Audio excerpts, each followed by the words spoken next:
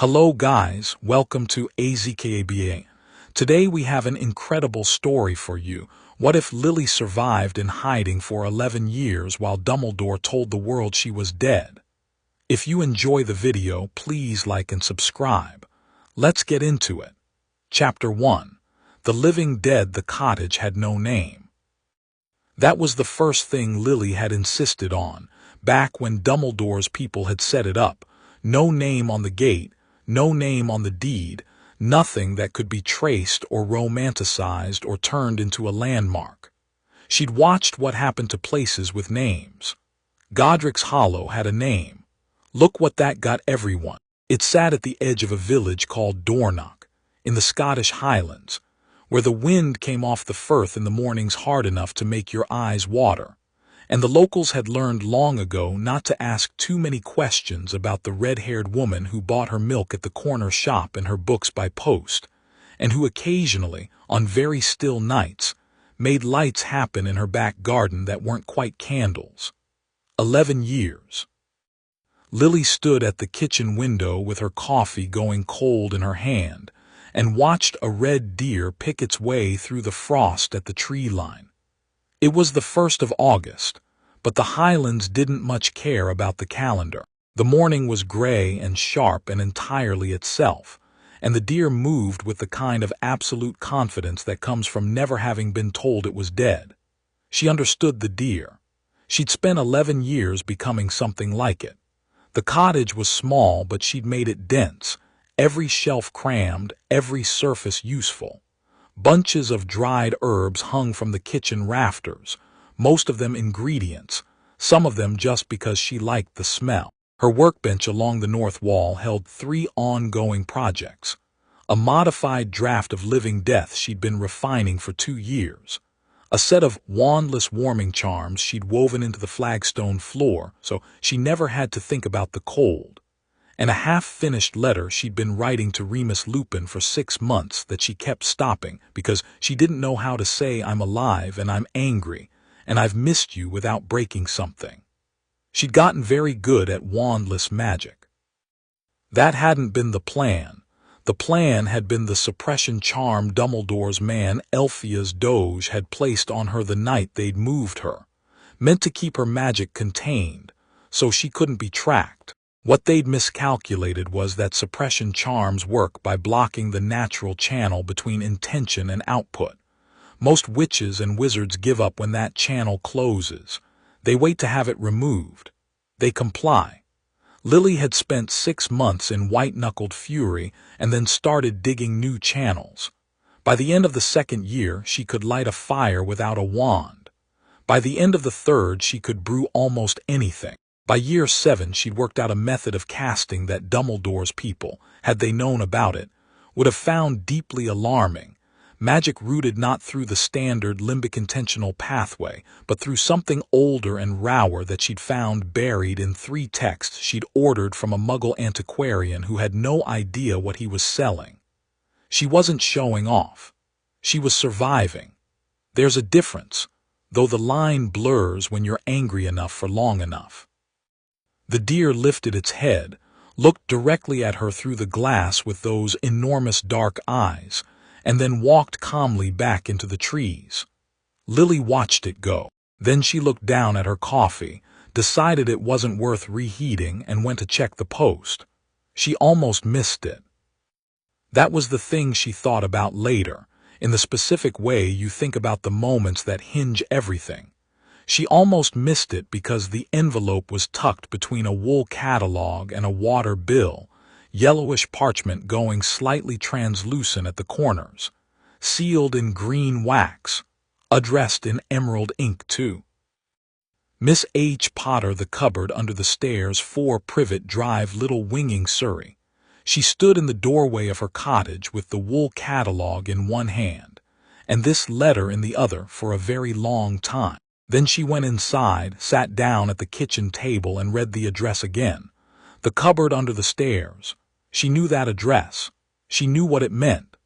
Dumbledore had told her very carefully in the 1st month that Harry was with Petunia. Safe, he'd said, protected. The blood wards made him untouchable. She'd asked once to see him, just to see him from a distance. She wouldn't approach. She understood the risk. Dumbledore had looked at her with those kind, devastating eyes and said it was too dangerous, that her presence could break the protections, that Harry was better served by her remaining dead. She had believed him for about 4 years, maybe 3 if she was being honest. The cupboard under the stairs. Her sister's house had a cupboard under the stairs. She knew because she'd visited once, the summer after Petunia's wedding, and Petunia had shown her around with the stiff proprietary pride of someone proving a point. The cupboard was small and dark and smelled of old shoes. Petunia had kept the Hoover in it. Lily set the letter on the table very carefully, as though it might break. Then she stood up, crossed to the window, pressed both palms flat against the cold glass and breathed. Outside, a light frost was beginning to melt off the garden. Her rosemary bush near the gate was coming back from a rough winter, putting out new growth at its tips, bright and insistent. She'd planted it the second year here because she needed something to tend that wasn't herself.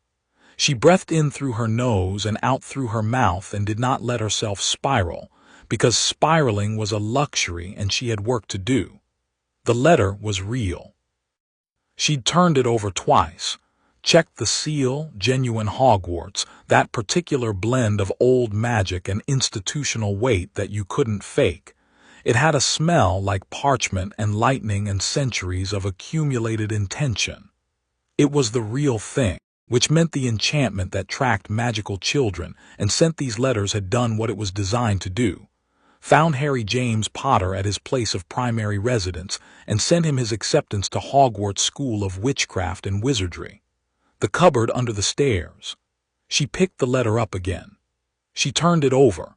She thought about the last 11 years, the frost mornings and the antiquarian books and the channels she dug through solid stone, metaphorically speaking. She thought about Dumbledore's kind, devastating eyes, and the way he'd said better served by her remaining dead, as though her death were a resource to be managed, rather than a wound that hadn't closed. She thought about her son sleeping in a cupboard. Something in her went very quiet, not the cold quiet of despair, not the numb quiet of someone shutting down. This was a different quality of stillness altogether, the kind that happens when a person who has been waiting for the right moment recognizes with absolute clarity that the moment has arrived. She set the letter on the table. She went to the workbench. She picked up the half-finished letter to Remus and folded it in half without reading it and slipped it into her cardigan pocket. Then she started packing. She didn't take much. 11 years of exile had cured her of attachment to objects. She traveled light now by instinct, the way people do when they've had everything taken from them once and learned that the things that matter don't fit in a bag. She took her brewing notes, her 3 most important texts, a change of clothes, and the photograph. The photograph was the only one she had. She'd had to steal it technically, had bribed one of Dumbledore's owls 2 years in with a particularly good piece of smoked salmon, and sent it to the Dursleys' address on a Thursday morning when she knew from Arabella Figg's occasional, carefully coded letters that Vernon Dursley would be at work and Petunia would be at her book club. The photograph that came back had been taken at a school sports day.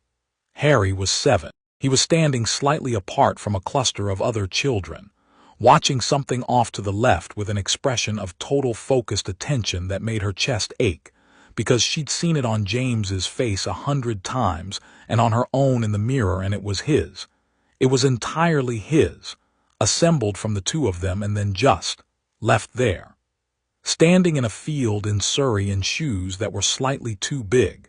She'd looked at that photograph every day for 4 years. She tucked it into her breast pocket now, and did up the buttons on her coat and picked up her bag. She stood in the middle of her kitchen for a moment and looked around at 11 years of accumulated careful survival, the herbs, the workbench, the flagstones she'd charmed warm. Then she walked out the front door and didn't look back, which was harder than she'd expected and easier than she'd feared. She had to get to London. More precisely, she had to get to Surrey, and then she had to decide how much of what she was feeling she was going to let Petunia see. The answer, she decided as she walked down the frost-tipped lane toward the village, was not much. Petunia had always been most easily managed when Lily appeared calm. She felt, at this particular moment, approximately nothing like calm. She took the train from Inverness to London King's Cross because she was still technically under the suppression charm, and apparition with a suppressed channel was possible but imprecise in ways that she didn't fancy testing on a Tuesday morning. She sat in a window seat and watched Scotland give way to England and drank bad train coffee and read through her brewing notes, not because she needed to, but because it steadied her hands to have something specific to do with them. The woman in the seat across the aisle fell asleep before Newcastle. She was about 60, with reading glasses pushed up on her head and a paperback mystery face down on her lap. Lily looked at her and thought, that woman knows exactly who she is. She had the look of someone who'd never had to perform her own death. Lily envied her in a way that was too tired to be bitter. She reached King's Cross at 2:30 and took the tube to Paddington, and from Paddington a commuter train to Little Winging, which was a perfectly pleasant market town in Surrey that had committed no crimes beyond hosting number 4, Privet Drive, and Lily found herself walking down streets that got progressively more identical and managed, through 11 years of practice, to feel precisely nothing about the hedges. She found the house.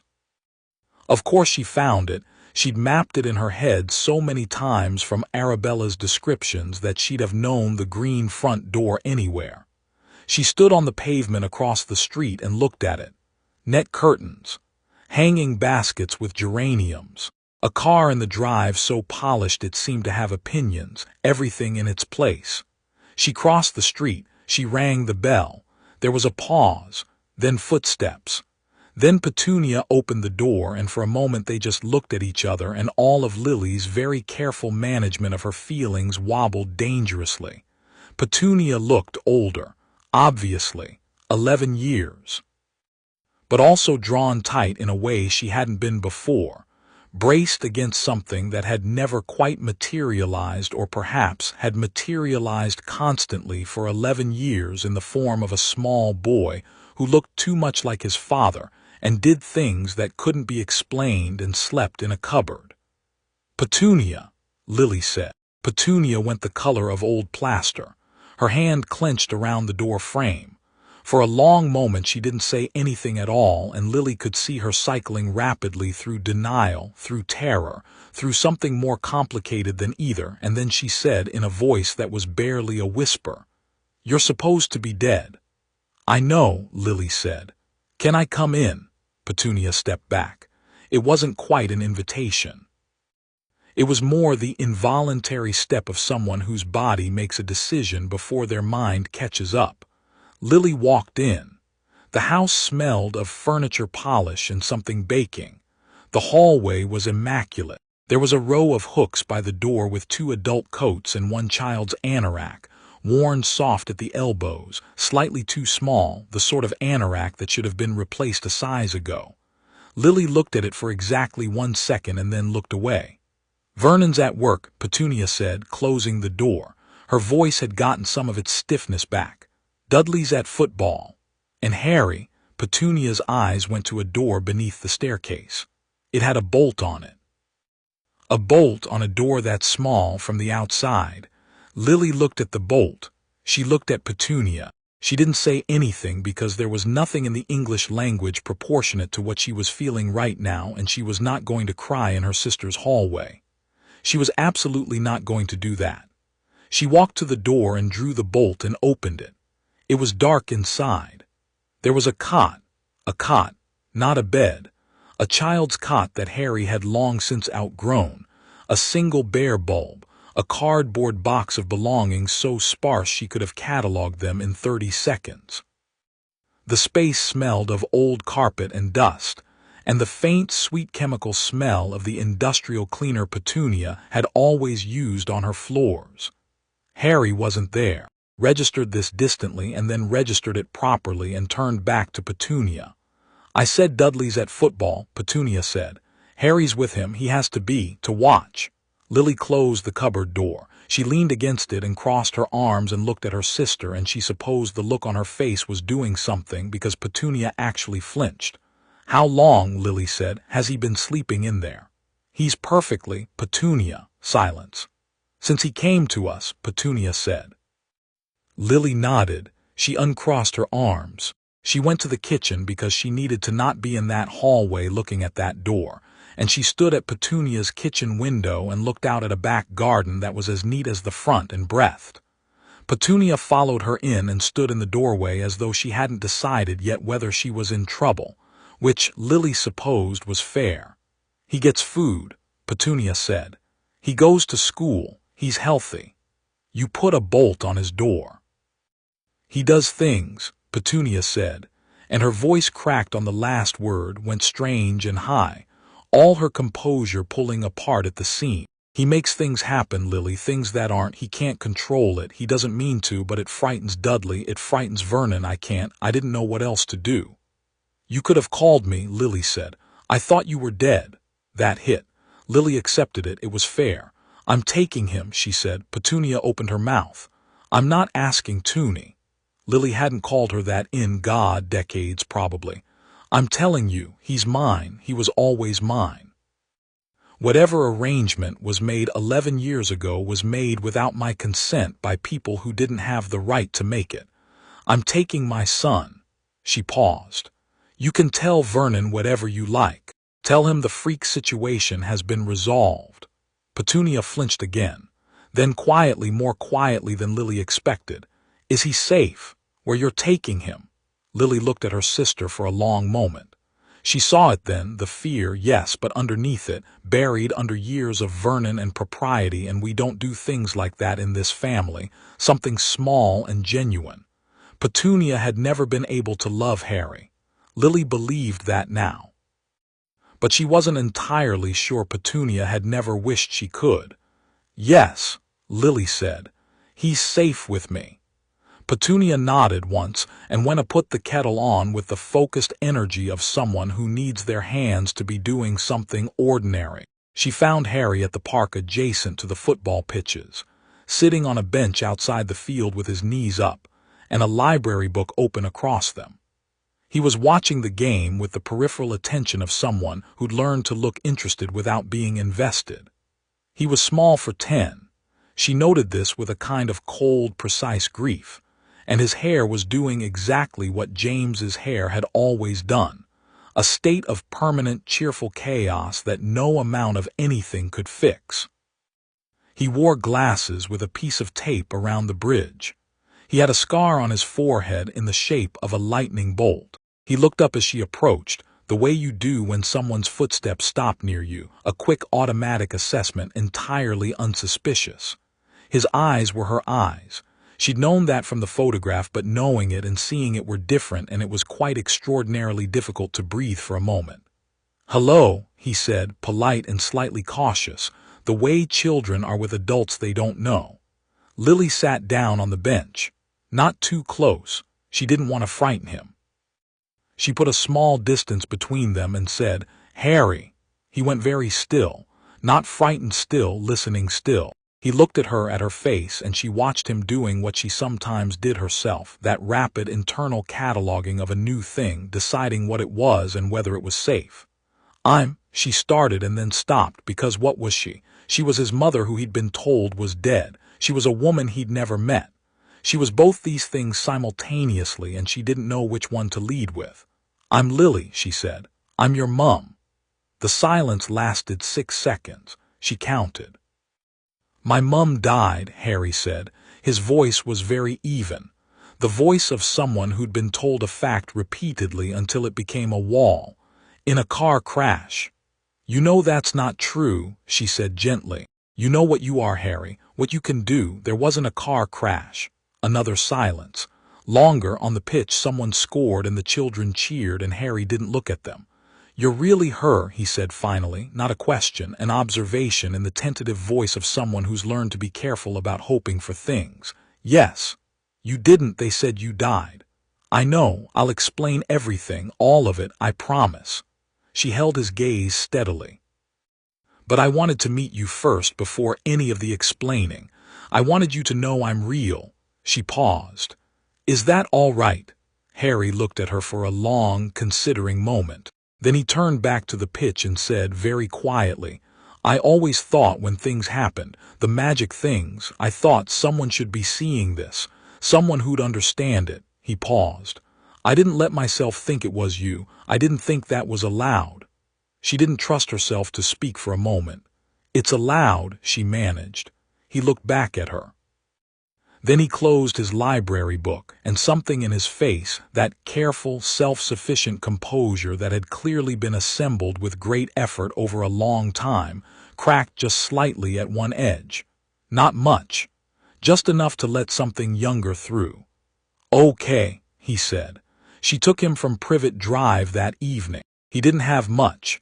One trunk of second-hand clothes and schoolbooks, his library books which he insisted on returning first because he didn't want to owe a fine, and a small collection of objects from the cardboard box in the cupboard that he held onto with the intensity of someone who's learned that objects can disappear. She let him take everything. She didn't tell him to leave anything behind. The Dursleys had taken enough from him. Vernon Dursley came home while they were loading the boot of the taxi she'd called, and he stood in the front garden and looked at Lily with the specific expression of a man who suspects he is in serious trouble, but is trying to front it out with bluster. He was large and red-faced, and his mustache was doing something complicated with his upper lip. "Now see here," he began. "I won't," Lily said pleasantly. "Thank you for keeping him fed. Goodbye, Vernon." She got in the taxi. Harry got in beside her.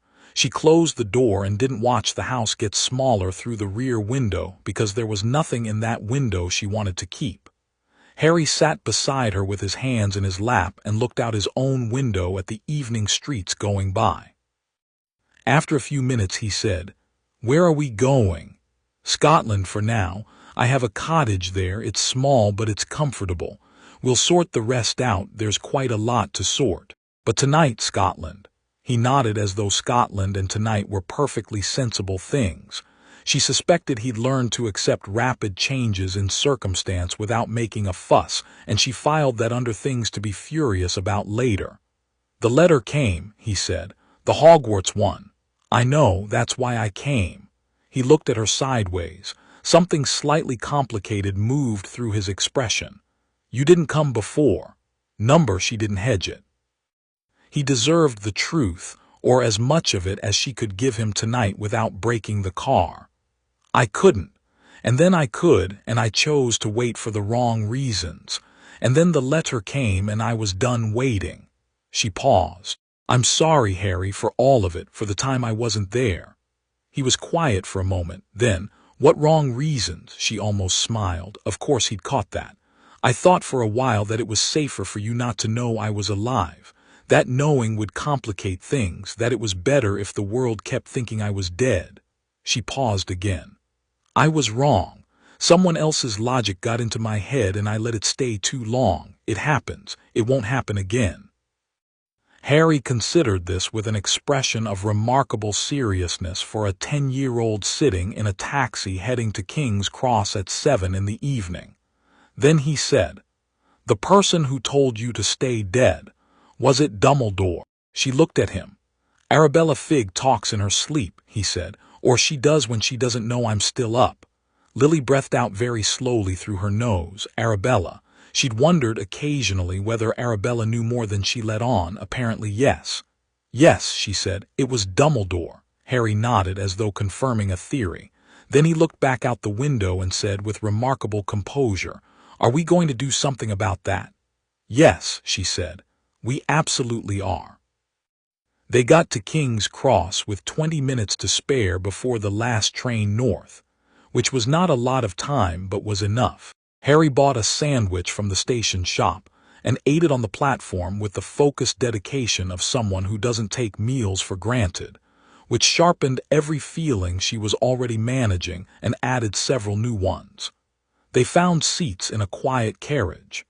Harry arranged his one bag of belongings carefully in the overhead rack and sat down and asked if he could look at the letter again. She handed it over. He read it twice, not quickly, not performing interest, genuinely reading it, every word, the list of required books and equipment, the note about the Hogwarts Express from platform 9 3/4, the seal. "Hogwarts exists," he said quietly. "Very much so. Mrs. Figg said it was the best place. She said it once when she was, well," he almost smiled. "There was James in it, wry and quick. She said it was where everything started to make sense." "She's right," Lily said. "I loved it, I still do." She paused. "You'll love it too." Harry looked at her. He had that quality of attention, that absolute, unself-conscious focus that children only maintain when they've decided something matters. "Will you be there, or will you just send me?" The question cost him something. She could see it. He'd asked it as neutrally as he could, but there was an edge to it, the edge of someone braced for a particular answer. "I'll be there," she said. "I haven't worked out the exact shape of it yet, but I will not be putting you on a train and going back to Scotland if that's what you're asking." He looked at her for another moment. Then he looked back at the letter. "Okay," he said again. That word, okay, in his voice, she was starting to understand it.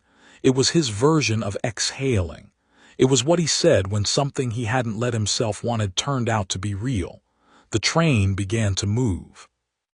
London fell away behind them, the lit-up maze of it giving way to the dark of the outer suburbs, and then to the longer dark of countryside.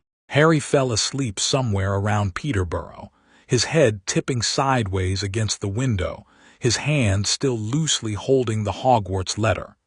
Lily reached over carefully and took the letter so it wouldn't crumple and held it and looked at her son's sleeping face. 10 years old. In a week he'd be 11. He had her eyes and James's hair and a scar that should never have had to happen, and he'd spent his entire life in a cupboard under someone else's stairs, and he still, somehow, apparently, found it in himself to return library books because he didn't want to owe a fine. She pressed the pads of 2 fingers very gently to the lightning bolt scar, the way she'd done, once in another life, on the night everything ended, and felt the old residue of magic there, layered and complex. The mark of a curse rebounded, the ghost of a night she didn't let herself think about most days because thinking about it didn't leave room for anything else. She thought about Dumbledore. She thought about better served by her remaining dead, about blood wards and protections and the elegant, unassailable logic of sacrifice. She thought about what she knew now that she hadn't known 11 years ago, about old magic, about the channels you could dig when the obvious ones were closed, about what a person was capable of when they'd had 11 years and very good reasons. She thought about the Hogwarts letter and what it meant and what came next, and what was stored in Gringotts vaults under her name, and what was stored in Voldemort's plans, and what Dumbledore was currently doing with both. She thought about what she was walking back into. Then she put the Hogwarts letter carefully into her bag and settled back in her seat and watched the dark countryside go past and started planning. She was Lily Potter. She was a potions and charms master. She had a son who returned library books and asked if she'd be there, and she'd said yes, and she was done saying anything different. Dumbledore had told the world she was dead. She had spent 11 years becoming something that didn't have a word yet. Tomorrow they'd arrive in Dornoch, and she'd show Harry the cottage and the rosemary bush coming back and the flagstones she'd charmed warm. And then she'd write a letter, not to Remus this time. Not the half-finished, careful, trying not to break anything kind. This one was going to Hogwarts. Chapter 2. The dead walk into Diagon Alley. The letter she wrote to Hogwarts was 3 sentences long. Professor Dumbledore, I believe we have several matters to discuss. not least the education of my son and the 11 years of decisions made in my name without my consent. I will be bringing Harry to Diagon Alley on the 4th of August to collect his school supplies. I expect to hear from you before then, but I will not be waiting. Lily J. Potter. She signed it with her full name, not her alias, the name Dumbledore's people had put her under for the past 11 years, the flat, forgettable name she'd worn like an ill-fitting coat. Her name, the one on the birth records and the marriage certificate, and, she supposed, the headstone that apparently existed somewhere, which she hadn't gone to see because she wasn't sure she could look at her own name carved in stone without doing something inadvisable. She sent the letter with the post owl she'd established contact with 3 years ago, a large, pragmatic tawny named by her own internal catalog as the professional, because it never got sentimental about deliveries and always came back. She watched it vanish over the tree line and then went inside to make Harry breakfast. Harry had slept 11 hours. She'd checked on him twice in the night. Both times standing in the doorway of the small spare bedroom she'd hastily rearranged with clean sheets and a proper lamp, watching him sleep the sleep of someone in an actual bed, in an actual room, with an actual door that had no bolt. And each time she'd had to go back to the kitchen and stand at the window for a while before she could feel her face again. He came down at 9 looking rumpled and cautious in the way he'd been cautious since she'd found him. Not frightened, just careful. The habitual carefulness of a child who's learned that good things need to be assessed for structural integrity before you lean on them. She didn't push it. She made eggs and toast and put them on the table and said nothing about the fact that he ate like someone who'd had practice making food last, taking neat, careful bites, watching the plate. "Rosemary," he said after a moment, looking toward the window. "What?" He nodded at the garden. "The bush near the gate, it's rosemary." "It is." She was surprised. "How do you know?" He shrugged. "There's a book on herbs in your living room. I was up early." He paused. "I didn't think you'd mind." "I don't." "Read anything you like." He looked at his plate. Then, "You have a lot of books." Hazard of having nowhere to go for 11 years. It came out more flat than she intended. Harry looked up at her and she saw him deciding whether to follow the thread of that, and then deciding not to, which was probably wise. He was, she was realizing, remarkably good at reading a room, the kind of good that comes from necessity. "The magic you do," he said instead, "without a wand." "How?" She raised an eyebrow. "You noticed that. You lit the stove this morning. You didn't touch it." He said it without drama, just factual, watching her. "James, my dad. Arabella said he used a wand." She said everyone does. "Almost everyone," Lily said. "I'll teach you eventually. It's not easy. It took me years." She paused. "But you'll find you have a gift for it, I suspect." "Why?" "Because of what you survived." She met his eyes. "The magic that saved you that night, it changed you, Harry. It's woven into you. You're not just a wizard. You're something that hasn't quite got a name yet." She said it plainly, without drama, because he deserved plainness. "That's not a burden, it's a fact. We'll work with it." Harry absorbed this with the same quiet seriousness he seemed to bring to everything. Then he ate the rest of his toast and asked if he could have a look at her brewing notes. She let him. She sat across the table and drank her coffee while he turned pages with the focused delicacy of someone who understood instinctively that the notes mattered. Not reading fast, but not slow either. Pausing on diagrams, occasionally tracing a notation with his finger without touching the ink. She watched him and felt something she hadn't felt in 11 years settle into place, some structural thing, like a wall deciding it was a wall again. The professional came back 2 days later with a response. It was not from Dumbledore. The letter was from Minerva McGonagall, and it said, "Miss Evans." She'd written Miss Evans and then crossed it out so hard the quill had gone through the parchment, and written Mrs. Potter next to it, and Lily could feel the force of that correction across the distance. "Mrs. Potter. I confess, I do not have words appropriate to this situation, and those who know me will confirm I generally have words for everything. I have been informed only this morning of your letter to the headmaster, which was given to me by Professor Dumbledore himself, with what I can only describe as the expression of a man who has known a reckoning was coming, and has nonetheless been surprised by the direction from which it arrived.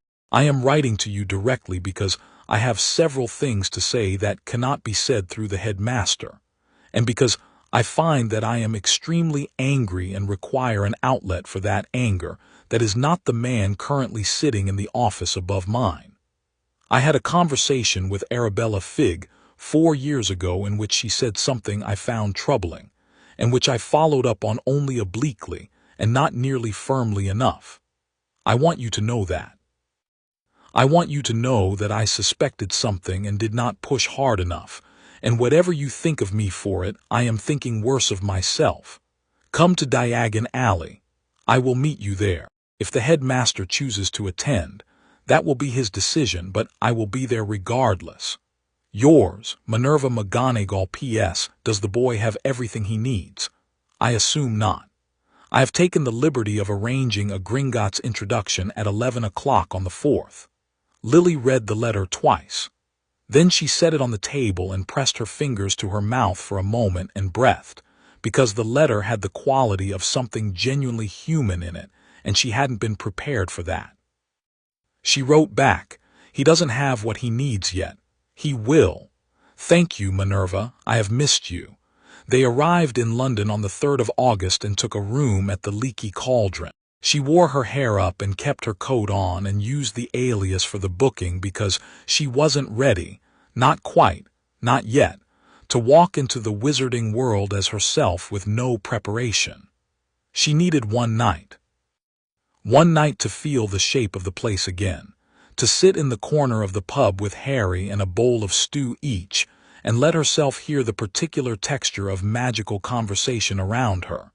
The way wands were tucked into pockets, and cloaks were worn with the unconscious ease of people who'd never had to hide what they were. Harry looked at everything. Not obviously, not with the gaping of a tourist. He looked the way he'd looked at her brewing notes, the focused lateral observation of someone building a map. His eyes went to the wands first, then the cloaks, then the old wizard in the corner who was doing something to his pint that was making it change colors in slow cycles. "Is he showing off?" Harry murmured. "Almost certainly," Lily said. Harry almost smiled. "Does it work?" The witch at the adjacent table had definitely noticed. "Appears to." He looked around the room again. "They all know who I am, don't they?" he said, not alarmed, just accounting for it. "Some of them might recognize your scar. Most won't know your face." She looked at him. "How do you feel about that?" He considered it. "I don't know yet. I'll let you know." She nodded. That seemed reasonable. She didn't sleep much. She lay in the room she'd taken, Harry in the next one, door between them left open at his quiet request, which she'd said yes to immediately, and spent 20 minutes afterward sitting on the edge of her bed feeling that request like a physical thing, and she stared at the ceiling and thought about tomorrow. Dumbledore would be there. She knew it with the certainty of long acquaintance. He would not miss this. He would have spent the last 3 days preparing, not defensively, not exactly, but arranging things the way he arranged everything, so that whatever happened, there was a version of events that served the greater good and preserved the shape of the plan. He was very good at that. He'd been doing it for longer than she'd been alive. The difference was that she'd spent 11 years doing nothing but learning things he hadn't taught her, and she was no longer the 21-year-old woman who'd believed, trembling and wrecked in a safe house in Scotland, that the man with the kind eyes and the magnificent plan was the only authority worth deferring to. She was 32 years old, and she could root magic through channels that predated Merlin, and she had a son who read herb books at dawn, and she was absolutely done. Diagon Alley hit Harry like a wave, and he took it like a champion.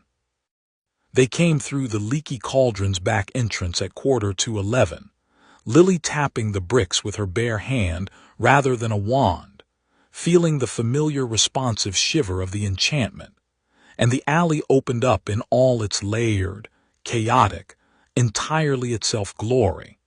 The crooked buildings and the cauldron shops and Gringotts gleaming white at the far end like a bank that had decided to win an argument about architecture.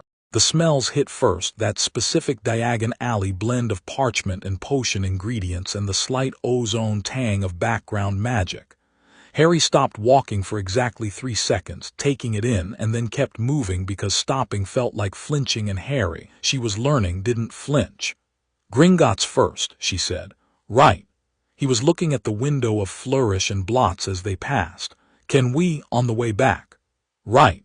They were halfway up the alley when it started. She'd expected it. She'd known it would happen. She had still somewhat underestimated it.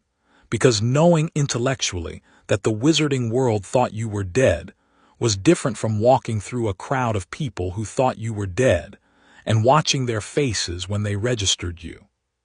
The first person was a young witch in her 20s who simply stopped in the middle of the pavement with her jaw dropping, bags swinging forgotten from her hands. The second was an older wizard who said "Good God" loudly enough that 3 people around him turned to look, and then they turned to look at her, and then the ripple started. The whispers, the staring, the people who nudged each other and pointed, and the people who reacted with the visible shock of encountering something that violated their understanding of how reality was organized. A dead woman, walking up Diagon Alley with her son on a Tuesday morning. Harry stayed right beside her. He didn't grab her hand, he wasn't quite there yet. She could feel the distance he was still maintaining, the careful not quite touching, but he stayed close and kept his chin up and looked straight ahead, which was, she thought, exactly right. They're staring, he said quietly. Yes. At you or at me? Both. You're Harry Potter and I'm your dead mother. We're quite an event. He made a sound that was almost a laugh. Is this going to be a regular thing? Probably, she said. You'll get used to it, or you won't, but you'll get good at not showing it, which amounts to the same thing. They reached Gringotts. The goblin at the door gave them a look of profound, professional disinterest that was somehow more comforting than any reaction she'd had yet. McGonagall was waiting inside. She was standing near the far end of the entrance hall in her green robes, her hat straight, her expression doing something that Lily had never quite seen on Minerva McGonagall's face in 20 years of knowing her. The expression of someone who has been crying recently and is being extremely severe with themselves about it. She saw Lily come through the door and went very still. Lily had rehearsed this moment approximately 40 times in the last 3 days. She'd planned to be composed and practical and focus on Harry. She'd planned to keep it professional because this was Diagon Alley and there were people watching, and she had a reputation, or a ghost of one, to establish. What actually happened was that she walked across the Gringotts entrance hall and Minerva McGonagall met her halfway and put both hands on Lily's face and looked at her for a very long moment with those sharp gray eyes, and Lily thought very privately that she might have been slightly wrong about the composure plan. You look terrible, McGonagall said. Thank you, Minerva. Thin. And your hair it's the Scottish wind. It does things to hair. She covered one of McGonagall's hands with her own for a moment. I'm all right. You are absolutely not, but we will address that later. McGonagall released her and turned to Harry with the precise, focused attention of someone setting aside their feelings to handle the thing that needs handling, which was so Minerva that Lily nearly laughed. Harry, I am Professor McGonagall. I will be your head of house when you reach Hogwarts, assuming the Sorting Hat places you in Gryffindor, which I expect it will, because you are your parents' child and the Hat has never had the nerve to disappoint me. Harry blinked. Hello, he said. Hello. A pause. The severity softened just at the edges. You have your mother's eyes. People keep saying that. It's because it's startling, McGonagall said. In the best possible way. She turned back to Lily. He's not here yet. I came early specifically to have a word before he arrives. She said the way you'd say weather, acknowledging a phenomenon that's coming regardless of your preferences. What do you want from this, Lily? I need to know before we walk into it.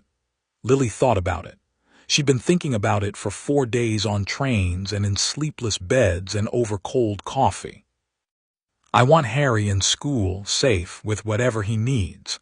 I want the truth told, to the people it needs to be told to. I want to know everything Dumbledore knows about what's still out there and what it wants with my son. She paused. And I want to not be managed. McGonagall made a sound of understanding that was also a sound of grim solidarity. Then we are in agreement on most counts. She produced a folded parchment from her robes. I've arranged your Gringotts access under your correct name, which required something of a conversation with the goblins. They were less surprised than you might expect. They said, and I quote, that they had wondered when you would turn up, as the Potter Vault activity had been somewhat irregular. Lily's eyes sharpened. Define irregular. The vault has been accessed, McGonagall said, 14 times in the last 11 years by authorized parties. Who authorized them? We can address that today. Yes, Lily said, we can. The goblin banking proceeded with the crisp, merciless efficiency that Gringotts always delivered. Harry watched the underground cart ride with bright-eyed delight and said nothing, which she appreciated, and then looked at the contents of the Potter Vault with the expression of someone encountering a scale of wealth that requires some recalibration. She didn't explain it all. There'd be time. She took what they needed for school supplies and a winter coat for Harry that actually fit, and arranged with the goblins to receive a full accounting of the vault activity, which the goblin at the desk produced with the relish of an entity that has been looking forward to an audit. 14 accesses. 4 of them she could account for, emergency provisioning in the early years, arranged through Dumbledore's intermediaries with her grudging knowledge. The other 10 were documented, dated, and without her consent. She folded the accounting and put it in her coat pocket and smiled at the goblin, who bared his teeth back in a way that meant the same thing. Dumbledore was outside Gringotts. He was standing at the top of the white marble steps with the morning light behind him and his silver beard and his half-moon glasses, and his absolutely infuriating air of gentle, unhurried authority, wearing robes the color of deep water and looking, as he always looked, like a man who has thought more deeply about the world than anyone else in it, and found the experience mostly agreeable. Lily came through the doors and stopped at the top of the steps and looked at him. Around them, Diagon Alley had developed the particular quality of a crowd that is pretending not to watch something while entirely watching it. Lily, Dumbledore said. His voice was warm and careful and absolutely, structurally the same as it had always been. I cannot tell you how relieved I am. I imagine, Lily said. He looked at Harry. Something genuine moved in his expression. She could see it, and she believed it because this was one of the complicated things about Albus Dumbledore, that he was capable of genuine love and genuine manipulation, and they operated in him simultaneously without apparent contradiction. Harry, I have wanted to meet you properly for a very long time. I know who you are, Harry said, with the flat courtesy of someone who's decided to be polite about a situation he has opinions on. Dumbledore blinked slightly. Lily might have enjoyed that slightly. Shall we walk? Dumbledore said. No, said Lily. I'd rather not. You'll walk and talk and create the impression of a conversation while controlling the direction of it. I know how you have conversations, Albus. I've been on the receiving end of several. She stayed at the top of the steps, which meant she was at his eye level, which she decided before coming outside. I have some things to say. You can respond or not. That's up to you. The crowd definitely wasn't pretending anymore. Dumbledore glanced at them and back at her with a flicker of, not quite discomfort, but awareness. She didn't move. The vault, she said. 10 accesses I didn't authorize. I'd like an accounting. Those resources were necessary for I'd like an accounting, she said again at exactly the same volume. Not a justification, an accounting. A pause. I will provide one. Good. Second, Harry's placement with the Dursleys. You were aware of the conditions. Arabella Figg was your operative. She reported to you. The blood wards were not worth a cupboard, Lily said.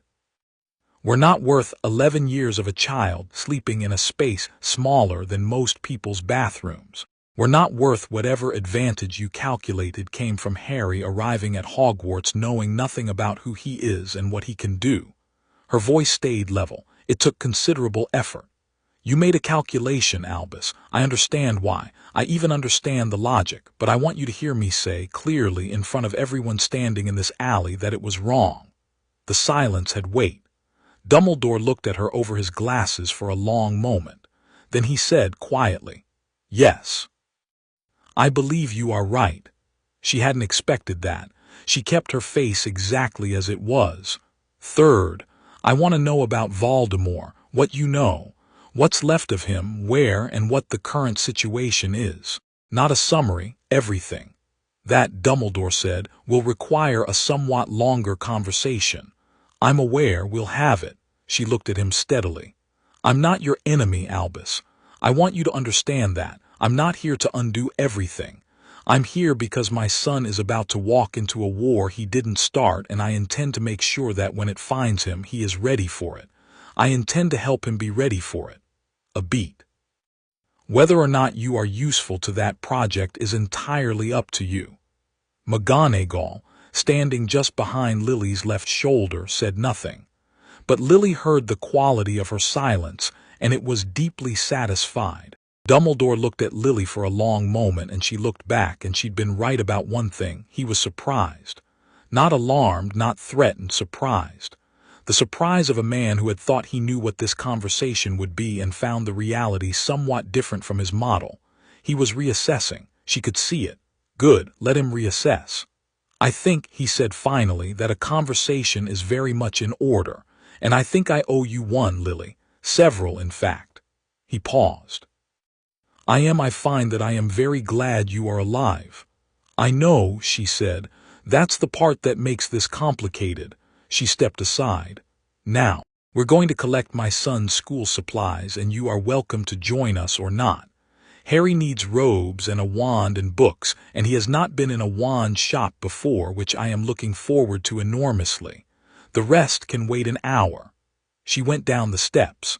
Harry fell in beside her.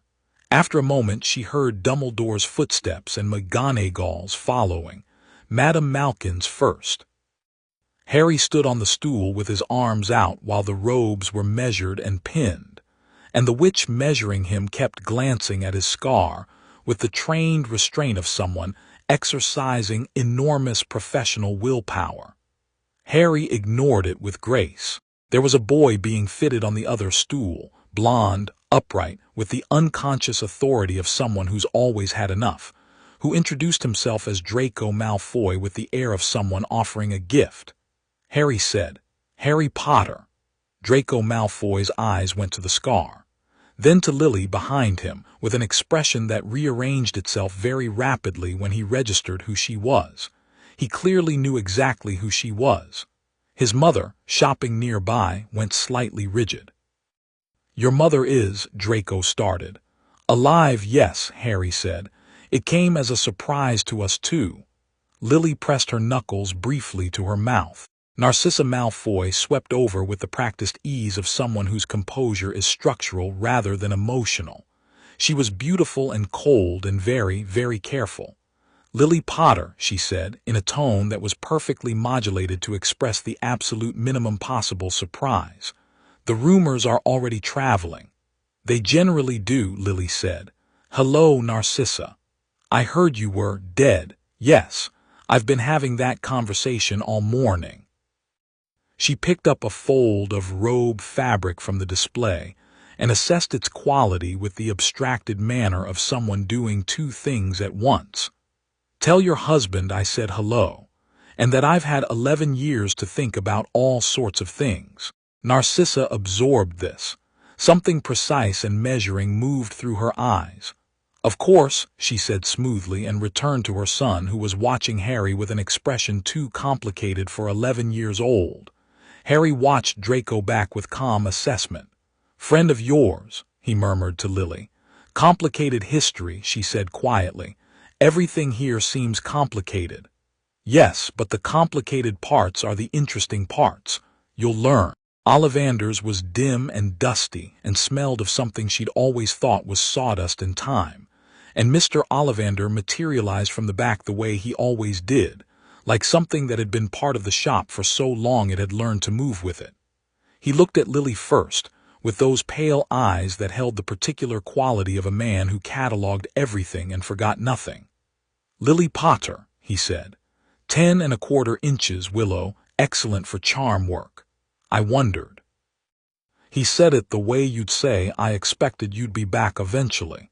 And this will be young Harry." He measured Harry with the tape and then began the process that Lily remembered from her own 11-year-old self standing in this shop, the succession of wands, each one doing nothing or nearly nothing, Ollivander watching each small reaction with the focus of a scientist rather than a showman. Harry tried 7, 10, 12. A few produced minor effects, a small shower of sparks, a brief warm light, but Ollivander's expression each time said interesting but number. Then he produced a wand from a box he got from very high up, a box that seemed dustier than the others, and handed it over, and Harry took it, and the warmth that flooded the room was immediate and unmistakable, not dramatic, not theatrical, but right, the way a key feels right in a lock. Harry looked at his hand holding the wand with an expression of complete quiet recognition. "Holly and phoenix feather," Ollivander said. He was looking at Harry with an expression that was not quite comfortable. 11 inches, pliable, he paused, curious, very curious. "What is?" Harry asked. "That wand's brother," Ollivander said, "gave you that scar." His pale eyes moved to Lily. "And the other brother's owner, well, that's a story that has apparently not quite ended." His gaze was steady and specific. "The wand remembers, Mrs. Potter. Magic always does." Lily met his eyes. "Good," she said. Flourish and Blots delivered an enormous stack of required reading, plus 3 additional texts that Harry picked out himself. One on wandless theory that he held with particular care, one on defensive magic, and one that was, she was pretty sure, just because it was about the history of magical creature law and he'd apparently become interested. She didn't say anything. She bought them all. Dumbledore walked beside her for the last stretch of the afternoon, keeping the easy quiet of someone who knows better than to push, which she grudgingly respected. McGonagall walked on Harry's other side, occasionally answering his questions about Hogwarts with the precise enthusiasm of someone who is trying not to be obviously delighted that he's asking. "The dungeons," Harry said. "Are they actually cold, or is that just a reputation?" "Depressingly actual," McGonagall said. "The lake, is it deep?" "Extraordinarily. Is there something in it?" A slight pause. "Several things." Harry nodded as though several things in an enormous lake was perfectly fine information. As they reached the Leaky Cauldron's entrance, Dumbledore stopped. He looked at Lily and she at him, and the afternoon had gotten long and gold and the alley was emptying out to evening. "Tomorrow," he said, "if you're willing. There are things you need to know, Lily, and things I need to say, and I would prefer to say them properly." He paused. "I'll come to the Leaky Cauldron at 10. I'll have tea. I'll answer every question you have, and I won't editorialize." She looked at him for a moment. She believed him, mostly. She also knew that Dumbledore not editorializing was Dumbledore being very selective about which truths he volunteered, but that was a problem for tomorrow. 10 o'clock, she said. "Don't be late," he smiled faintly. "I have been many things in my life, Lily. Late to this particular conversation is, I think, chief among them." He inclined his head. "Good evening, Harry." "Good night," Harry said with impeccable neutrality. Dumbledore went. McGonagall gave Lily a look that said approximately 6 different things, all of them supportive, and followed. Lily and Harry went inside and got a table and ordered dinner. Pub was busy and warm, the kind of noise that covers individual conversations, and Harry ate a proper meal, a real one, more than she'd seen him take in yet, and looked at his new wand occasionally as though checking it was still real. "He did love you," Harry said eventually. She looked at him. "Dumbledore, I could see it when he looked at you." He turned his glass around in his hands. "But he still did it." "Yes," she said. "That's the thing about Dumbledore. Everything he does comes from love. It's just that his love is very large and very strategic, and it tends to treat individual people as variables in a larger equation." She paused. "He loved me. He made decisions with my life that were not his to make. Both are true." Harry was quiet for a moment. "That seems worse somehow than if he just didn't care." "I know," she said. "It is." He nodded, finished his dinner, stacked his plates neatly, that habit again, the habit of someone who learned not to leave mess because mess was punished, and then sat back and looked at her with an expression that was working up to something. "I want to learn," he said. "Everything, the wandless magic, the potions. Everything you know." He was very direct about it, the directness of someone who has decided to want something and is going to say so. "I don't want to be caught out." "You won't be," she said. "I don't want to be." He stopped, started again. "I don't want to need saving." She held his gaze. "Harry, you've never needed saving. You survived the unsurvivable at 15 months old. You spent 10 years managing an impossible situation alone and came out of it reading herb books and returning library books on principle." She leaned forward slightly. "I'm going to teach you everything I know. But I want you to understand it's not because you need it to survive. It's because you deserve to be brilliant, and I think you already are, and I would very much like to watch that happen." Harry looked at her for a long moment. That careful, testing look. Then, for the first time since she'd found him, he smiled. Really smiled. Quick and warm and entirely himself, gone almost before it fully arrived, like a word you catch the tail of. "Okay," he said. She felt it land in the center of her chest like something coming home. Upstairs later, with Harry's light still on under his door and the sound of pages turning, Lily sat on her bed and wrote 3 more letters. One to Remus Lupin, finally, properly, the whole truth in 2 pages of her best handwriting, and she sealed it before she could second-guess it. One to Gringotts, formally requesting the complete auditing report on the Potter vault, which would come with legal weight and precedent and which would be useful. One more, which she addressed not to a person but to a ministry department, specifically the Department of Magical Law Enforcement, specifically the File Office, requesting records on one case from November 1981 involving Sirius Orion Black. She'd been thinking about that on the train from Inverness. She'd been thinking about it in the Gringotts vault, looking at those 14 access dates. She'd been thinking about loose threads, about who else Dumbledore's grand strategy had used as a variable. Sirius had been arrested the night James died. He'd been sent to Azkaban.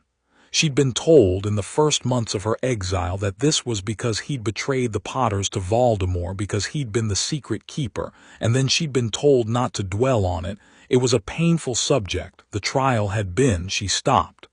She put her pen down. She picked it up again. There had been a trial.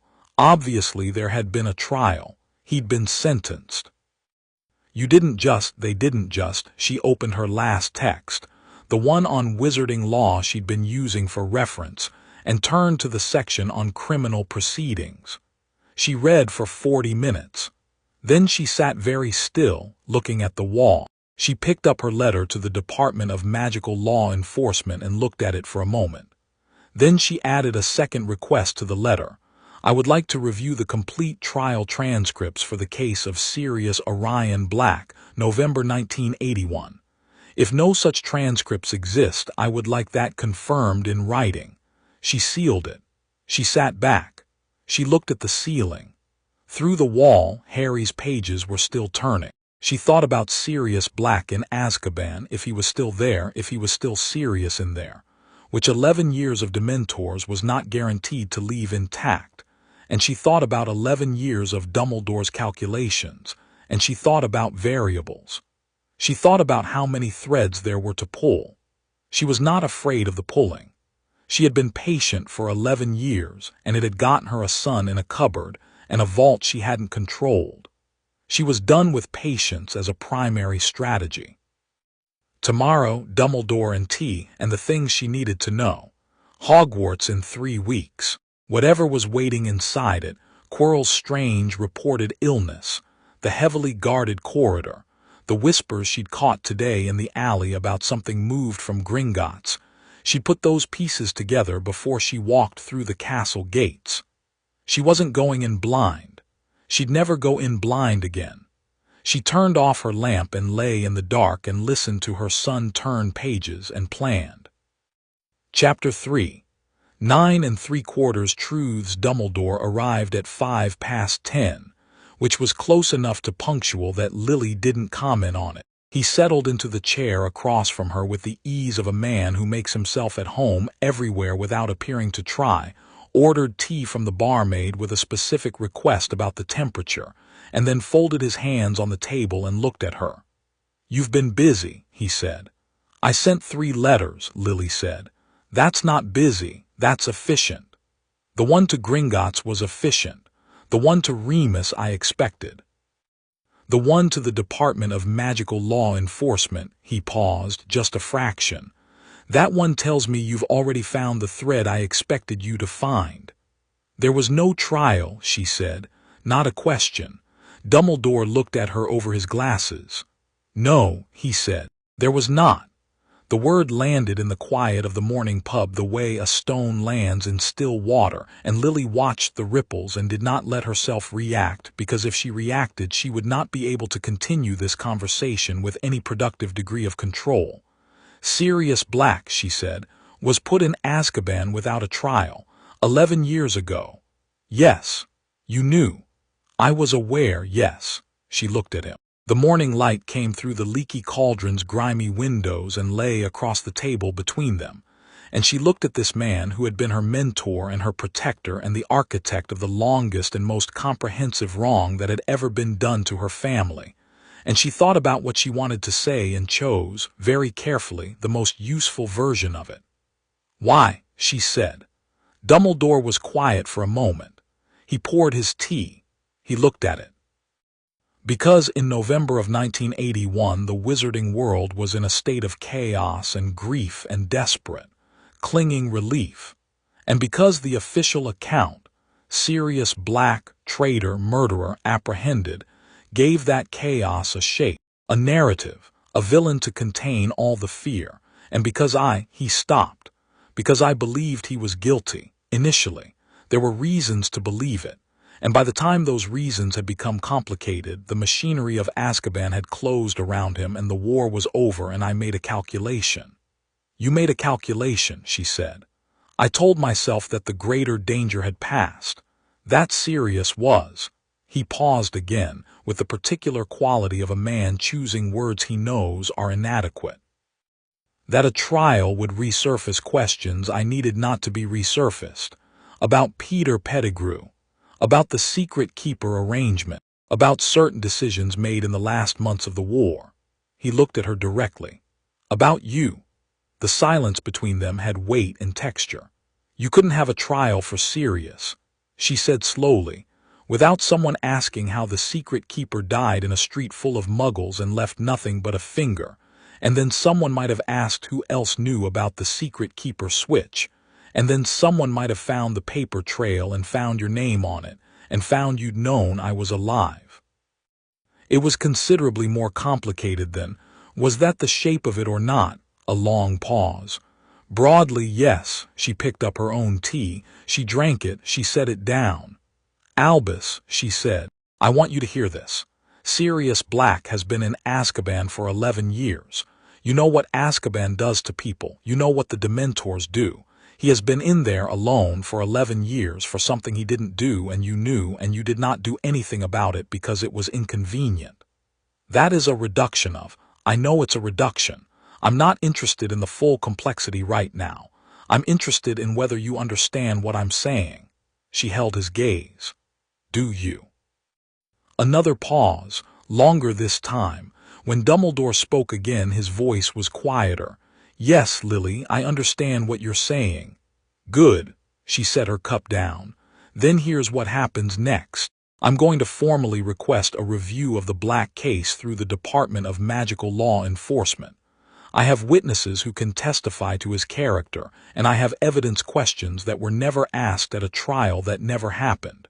You are going to not impede this." "I will not impede it," he said, with something that sounded like relief.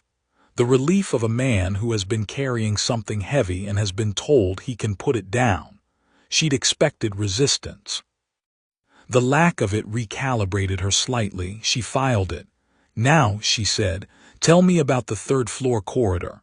Dumbledore looked at her. "I beg your pardon. Hogwarts, the restricted third-floor corridor, the one you've warned students away from.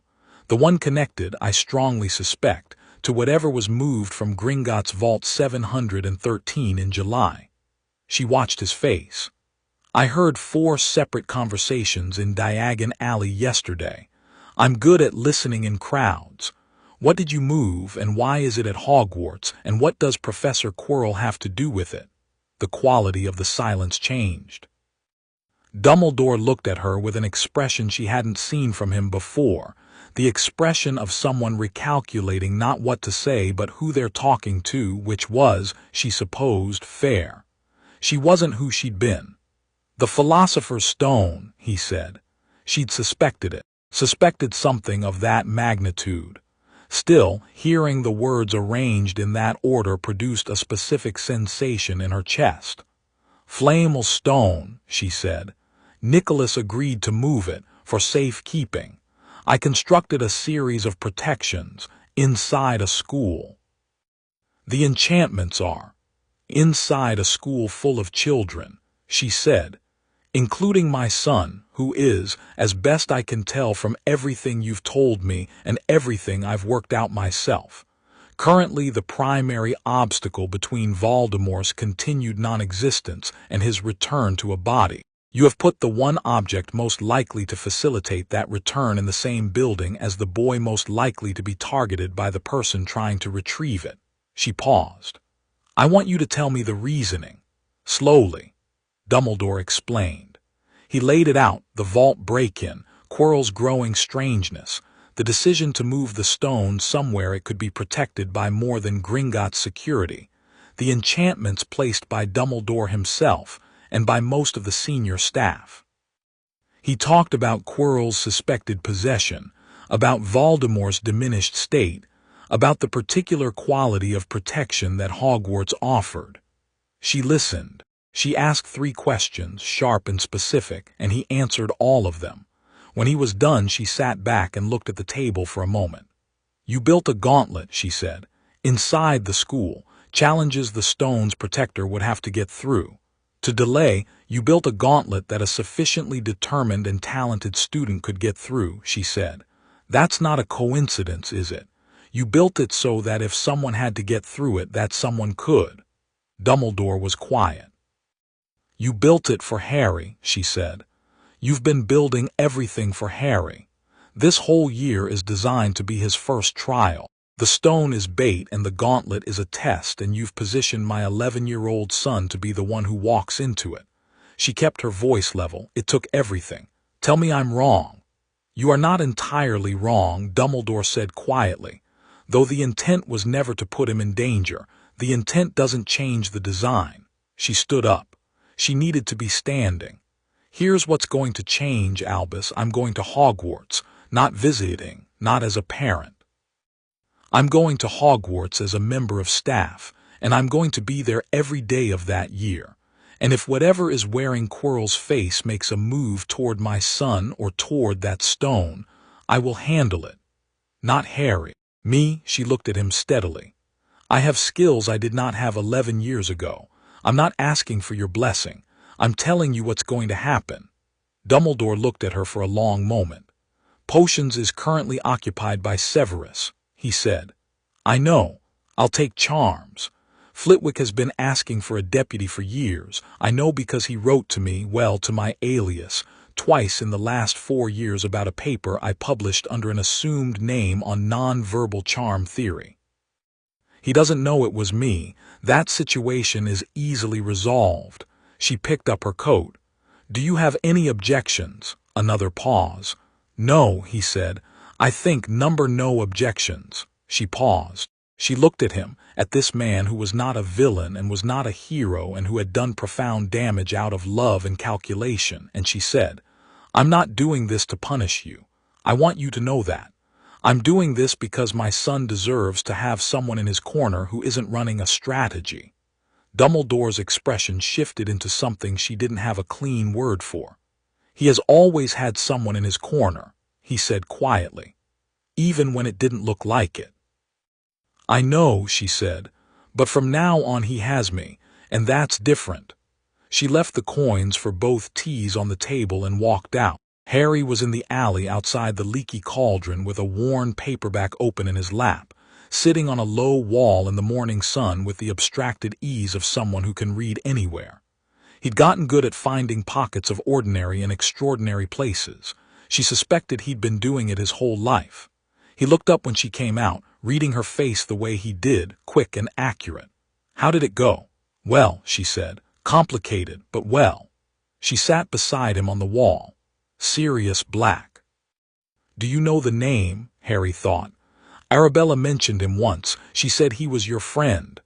One of my best friends. He was your father's best friend. She paused. He's been in Azkaban since the night your father died. He was put there without a trial, which means illegally, and I'm going to get him out.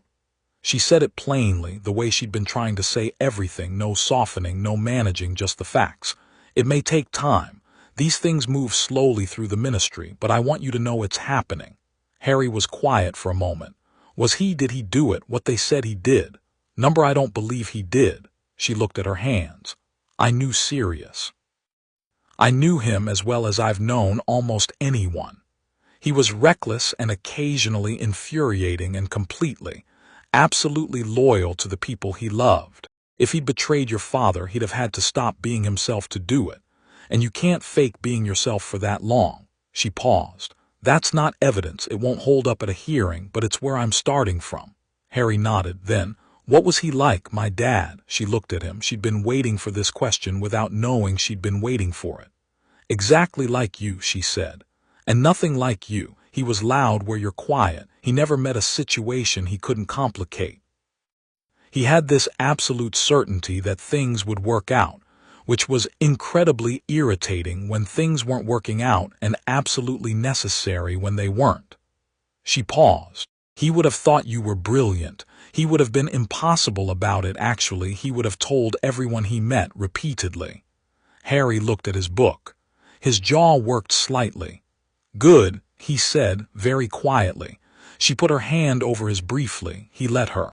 She owled Phileas Flitwick that afternoon, and received a response within 40 minutes that was written in his small, precise hand, and contained the sentence, I have been reading your non-verbal oscillation paper for 3 years, and if you are who I think you are, I will personally transfigure my office into appropriate welcoming quarters, which was warm enough to make her laugh for the first time in what felt like a very long time. The laugh surprised her. It came out rough and slightly too loud, the laugh of something that hadn't been used in a while. Harry, across the room with his wandless theory book, looked up. She shook her head. He looked back at his book with something that might have been the beginning of a smile. They spent the remaining days in London in a rhythm that established itself without being planned. Mornings were Harry's lessons.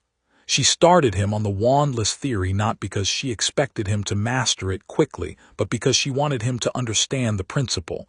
That magic was not in the wand. The wand was just the most refined available channel, and channels could be built from other things. Intention. Understanding. The particular quality of attention that some people had and some people didn't in Harry, it turned out immediately and unsurprisingly, absolutely had. He lit a candle without his wand on the second morning. She'd been talking through the theory, drawing a rough diagram on a piece of paper, explaining the limbic intentional pathway and the alternatives she'd found.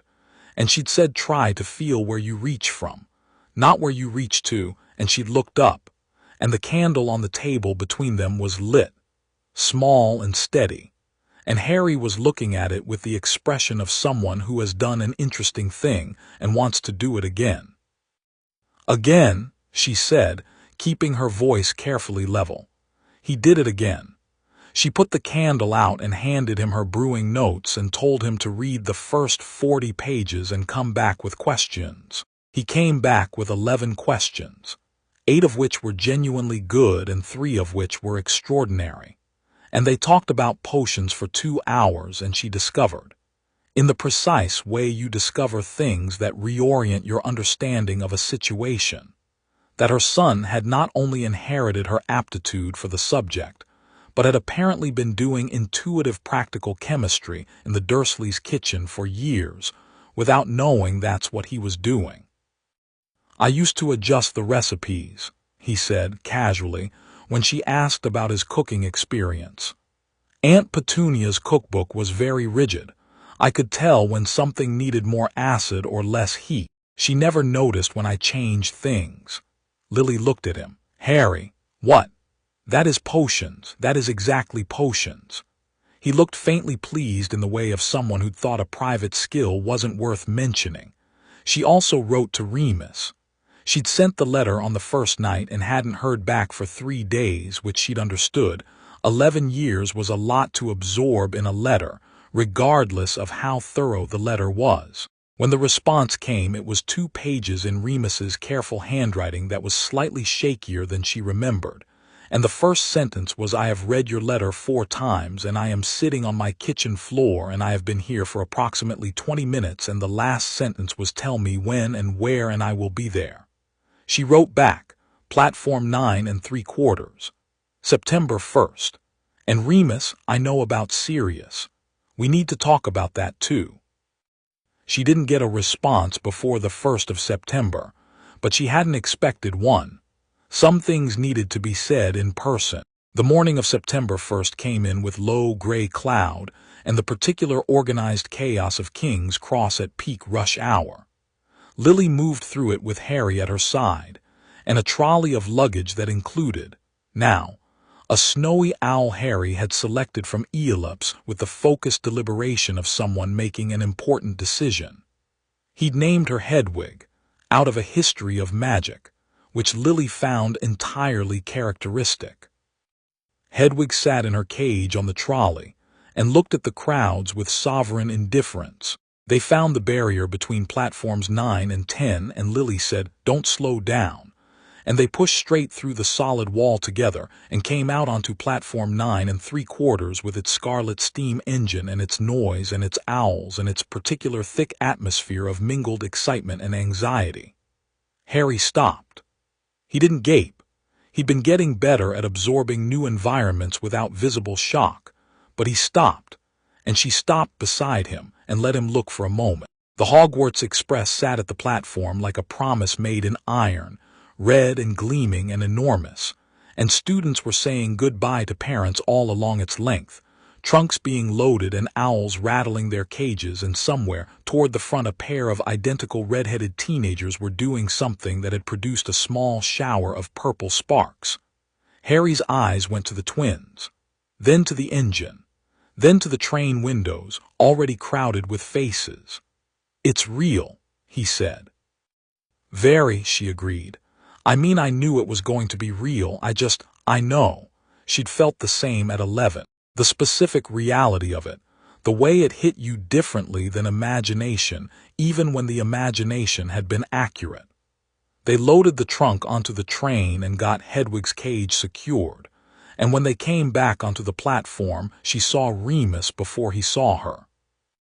He was standing near the far end of the barrier, slightly apart from the crowd, in a coat that was clean but worn and a scarf she recognized from 20 years ago, and he'd gone gray at the temples in a way that was purely time rather than illness, and he was scanning the platform with the careful, slightly anxious look of someone who is waiting for something they aren't entirely sure they're ready for.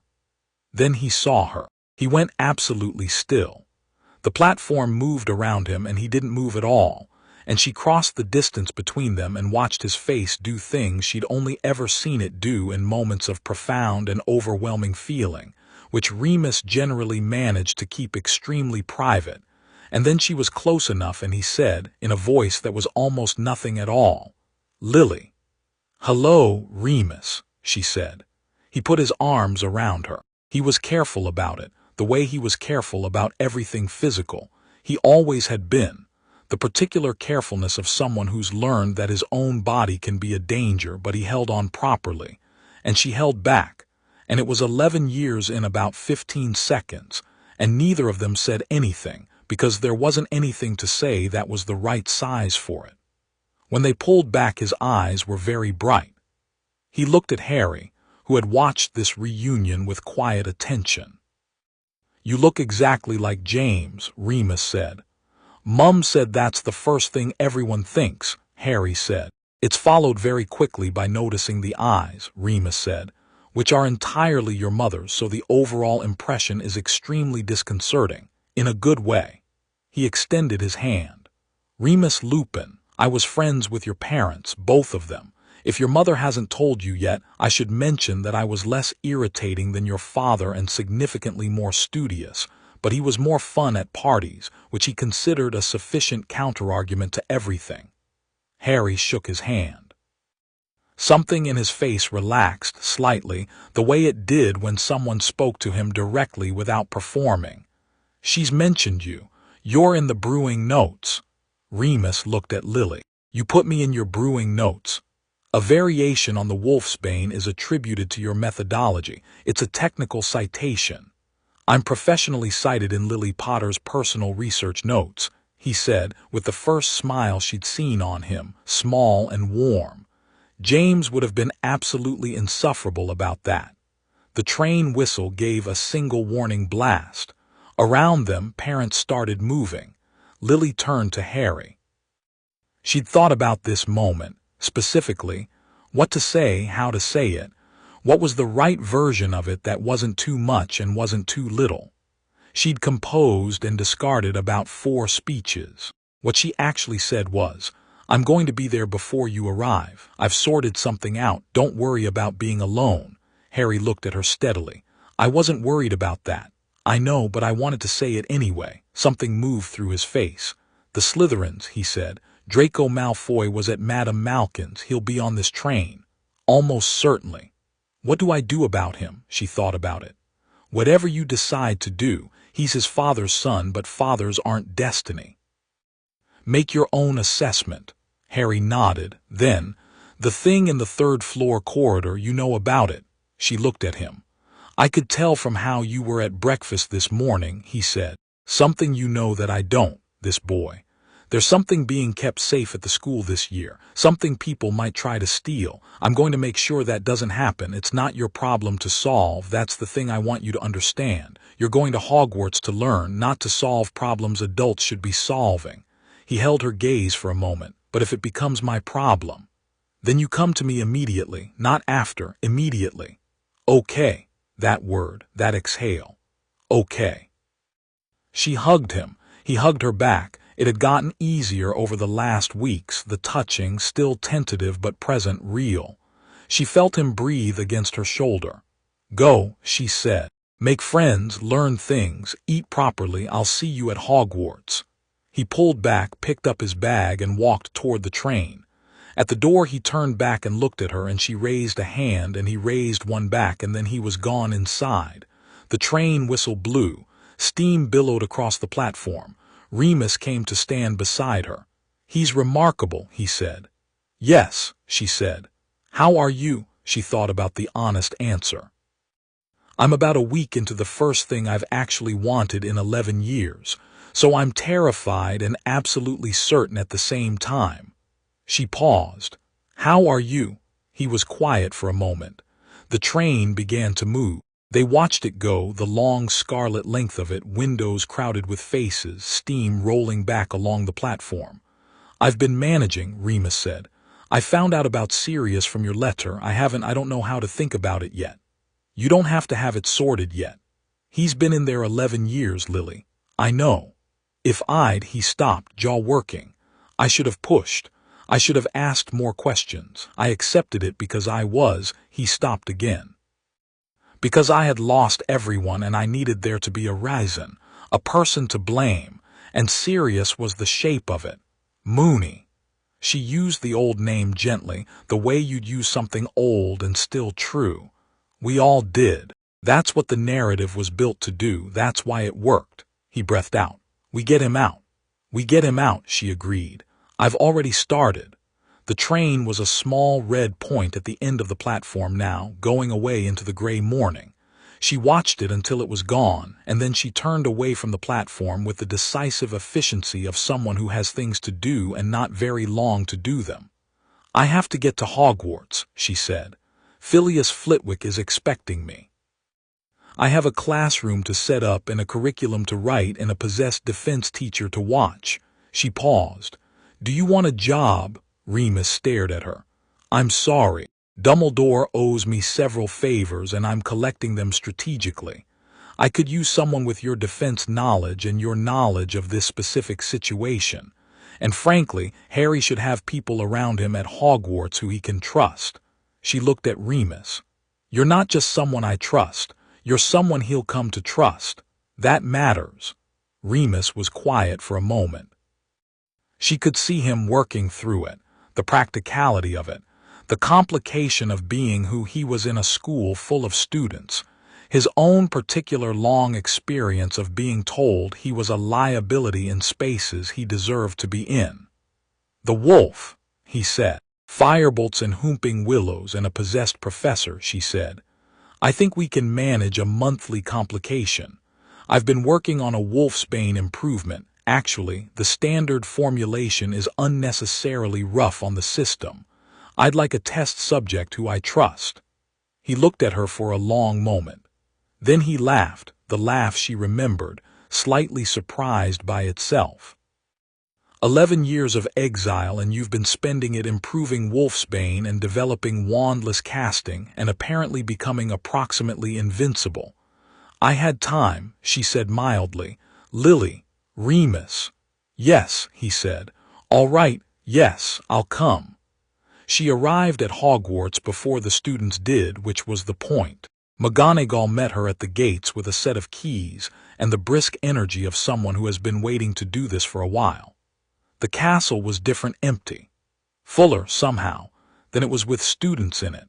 All its centuries of accumulated magic sitting quietly. Not performing, just being. And it felt it against her skin when she walked through the doors the way she always had. That specific welcome pressure of very old intentional magic recognizing someone it had known before. She'd been a student here.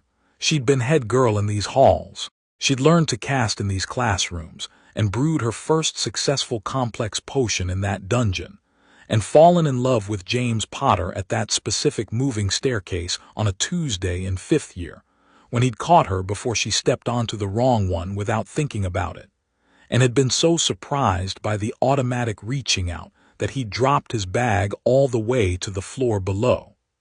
She knew this castle the way you know places that made you. Flitwick found her in the charms corridor and shook her hand with both of his, which brought him approximately to her shoulder, and said, I have been arguing your non-verbal oscillation paper with Dumbledore for 2 years, and you are absolutely correct about the secondary resonance pattern, and I am extremely pleased to have you here. I'm extremely pleased to be here, she said, and meant it. Her classroom was the one Flitwick had used before the small recent rearrangement. Clean, tall-windowed, smelling of chalk and old parchment, and the sweet sharp residue of decades of charms work. She set up her materials, wrote her first week's lesson structure on the board, and arranged her desk with the particular organization of someone who knows exactly how they work and what they need around them. She was at her window looking out at the lake when she felt it, the change in the castle's atmosphere that happened when students arrived, a shift in the quality of the air itself, as though the building breathed differently with its purpose restored. She could see the boats crossing the lake below, tiny in the distance, and she looked for a long time before she found the one she was looking for, a dark-haired figure sitting in the bow of the nearest boat, looking up at the castle with exactly the expression she'd imagined. Absolute attention. Total readiness. She pressed her hand flat against the cold glass of the window and watched her son see Hogwarts for the first time. Snape found her an hour later. She'd known he would. She'd wondered how long it would take and had privately bet herself on before dinner. It was before dinner by 40 minutes, which said something about Severus that she filed for later. He came into her classroom while she was reviewing a second-year charms text, and she heard the footsteps and knew them, because some things 11 years doesn't change, and she set the book down and turned around. He stopped in the doorway. He looked older in the way people look when they've been carrying something heavy for a long time, the weight of it pressing them into a more angular version of themselves. His robes were black as always. His face was carefully, rigorously blank, and she recognized that blankness. She'd seen it the first time at age 12 when he'd taught himself to wear it so nothing could be read in him, and she'd always been able to see through it, and she could still. Underneath the blankness, something cracked open, something raw. "Hello, Severus," she said. He said nothing for a moment. His jaw worked. "You're alive," he said in a voice that didn't sound like his usual voice at all. "Yes. Dumbledore told me this morning." His hands, she noticed, were very still at his sides. He apparently felt I should hear it before the students arrived.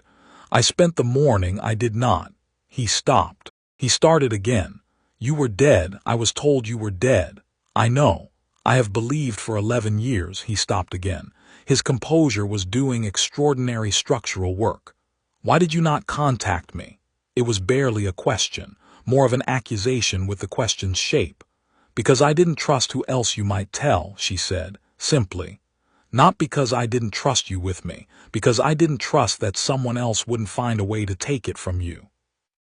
Legilimency was a risk I couldn't. I was a Death Eater," he said flatly, cutting to it with the specific brutality of someone who does penance by refusing to soften their own worst facts. "I know. I understood why. I wasn't asking for an apology." "What were you asking for?" A long silence. "I don't know," he said. "I don't know what I was asking for." She walked across the classroom and stood in front of him, close enough to see clearly the exhaustion around his eyes, the 11 years of whatever it was Severus Snape did when he was alone with what he'd done and who he'd been. Save. His jaw went tight. "Don't. I'm not going to apologize for surviving. I'm not asking you to. I'm not going to manage your feelings about it either. I'm here. I'm real. I'm alive." She held his gaze. "I know what you've been doing. Dumbledore told me you've been, your position in all of this. What you carry," she paused. "I'm not going to say thank you because you didn't do it for me and we both know that, but I see it, and I think you should know that." Something moved in his face, something that didn't have a performance over it. "Harry is," he stopped, started again. "He has your eyes. Everyone keeps saying that." "It's extremely inconvenient," Snape said, and it was such a purely Snape thing to say, the precise deflection, the slight acid, the truth wearing sarcasm like a coat, that she felt something she hadn't felt in 11 years, which was the specific warmth of someone who knew her from before. "I expect you'll manage," she said. "I expect I shall have no choice." A pause. His composure had almost fully reassembled the old elegant fortress of it, but one stone was still slightly out. "I'm glad," he said, very quietly and very fast, as though if he said it quickly it would be less true. "That you're alive, I'm glad." "I know," she said. "So am I, Severus. So am I she wasn't in the Great Hall for the sorting." She decided this deliberately. Harry needed to do this as himself, not as her son with his mother watching. She sat in her classroom with the door open, and listened to the distant sounds of the feast, and marked a set of placement assessments she designed for her new students, and waited. She heard Harry's sorting from 2 floors up. Not the hat's deliberation, she couldn't hear that, but she heard the roar. Gryffindor. The specific pitch and enthusiasm of it, the way the Gryffindor table always went absolutely wild, the same as they had when she was sorted, the same as they had when James was sorted, and she put her pen down and pressed her knuckles to her mouth for a moment and breathed. Gryffindor. Of course Gryffindor. She went back to her marking. Later, much later, when the castle had gone quiet and the feast sounds had stilled, she left her classroom and walked the corridors with the easy familiarity of someone who knows which stairs move and which don't, which torches are real and which are enchanted, where the castle's old bones run closest to the surface. She went to the Gryffindor tower not to knock. She wasn't going to check on him. He was allowed to have this first night without his mother materializing, but because she wanted to know the way, the exact path, the distance. Just to know it. She stood at the portrait of the fat lady who regarded her with the speculative interest of a portrait who has been here long enough to find almost everything interesting. "He's settled," the fat lady said without being asked. "The Potter boy. He sat by the window for a while. He has his mother's way of looking at things." Lily looked at the portrait. "Thank you," she said. She walked back through the castle. The torches burned low, and the suits of armor stood sentinel, and somewhere far below she could hear the lake making its sounds against the castle walls, old and patient and ongoing. She stopped at a window and looked out at the grounds, the dark shape of the forbidden forest, the silver surface of the lake, the single light in Hagrid's hut that had been there every night of her own Hogwarts years. She thought about what was in the third-floor corridor. She thought about what was inside Quirrell. She thought about Sirius Black and the Dementors, and whatever passed for Voldemort's current existence, the diminished, terrible thing looking for a way back into the world. She thought about what she knew and what she could do, and what she was prepared to do. She pressed her palm against the cold stone of the window frame and felt the castle hum back against her hand, old and aware, and she had always believed, genuinely protective in ways that were deeper than any individual enchantment. "I'm back," she said quietly to the castle, to the dark, to no one. The torches burned a half-shade warmer. She went to bed. Chapter 4. What the Castle Remembers. The first years arrived at breakfast looking the way first years always looked the morning after their sorting, slightly stunned, operating on feast food and the residual adrenaline of a new world, working out the geography of their alliances with the careful social triangulation of 11-year-olds who know that the friendships made in the first week tend to stick. Lily watched from the staff table and ate her toast and found Harry in 30 seconds. He was sitting between a tall, red-haired boy who was already deep in conversation with him, and a bushy-haired girl who was reading a book propped against the pumpkin juice while simultaneously eating, which Lily found immediately impressive. Harry was listening to the red-haired boy with the focused attention she'd come to recognize as his default mode of engagement, fully present, genuinely interested, not performing it. The three of them had the specific quality of people who have clicked into place together, not yet friends exactly, but already something with the structure of it. She looked at the red-haired boy's family resemblance and made a reasonable guess. Weasley, from the hair and the easy comfort in the castle's environment. She approved of the ease. It meant he'd grown up knowing what he was, which was more than could be said for Harry. The bushy-haired girl she didn't immediately place, but the book at breakfast was a strong indicator of character, and the character it indicated was one Lily found congenial. Harry looked up once, as though he'd felt her looking. She raised her coffee cup slightly. He turned back to his breakfast without making it a thing, which was exactly right. McGonagall sat down beside her with a plate of kedgeree and the air of someone who has been awake since 5. "They look well," she said, following Lily's gaze to the Gryffindor table. "Ron Weasley," Lily said. "And the girl, Hermione Granger, Muggle-born, top marks on every preliminary assessment I've seen." She and your son are going to either get along brilliantly or drive each other completely mad. McGonagall paused, eating, possibly both simultaneously. That's usually how the best friendships work. Indeed, McGonagall sipped her tea. Quirrell is at the end of the table, don't look obviously. Lily didn't look obviously. She'd already looked the way she looked at everything in a room first fast filed. Quirrell was eating nothing. His turban was immaculate. He had the slightly dissociated quality of someone running two conversations at once, one of which the people around him couldn't hear. She'd seen the shape of it immediately when she'd arrived last night, that particular wrongness, the way his eyes didn't quite track with his expressions. Something wearing a man, looking out through borrowed eyes. How long, she said quietly. The stammer and the turban appeared after his sabbatical last summer, McGonagall said, equally quiet.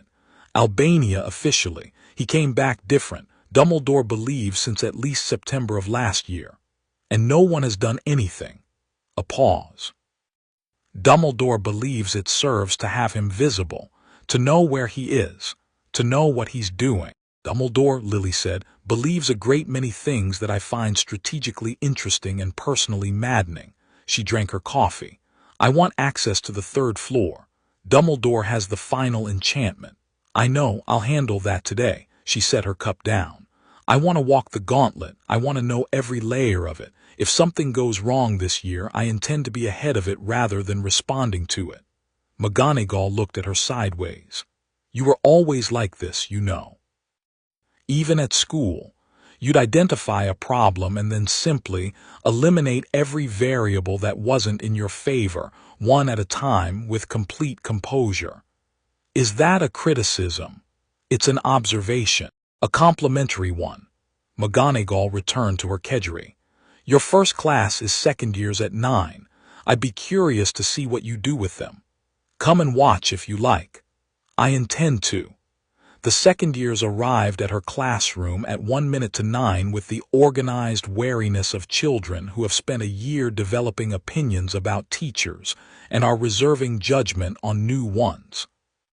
They filed in, assessed the room, her board, her desk arrangement, the chalk notation she'd left from the night before, which was a non-verbal oscillation diagram that meant nothing to them yet, but which she'd put there deliberately, and sat down. She stood at the front of the room and didn't say anything for a moment. She let them settle. She looked at them.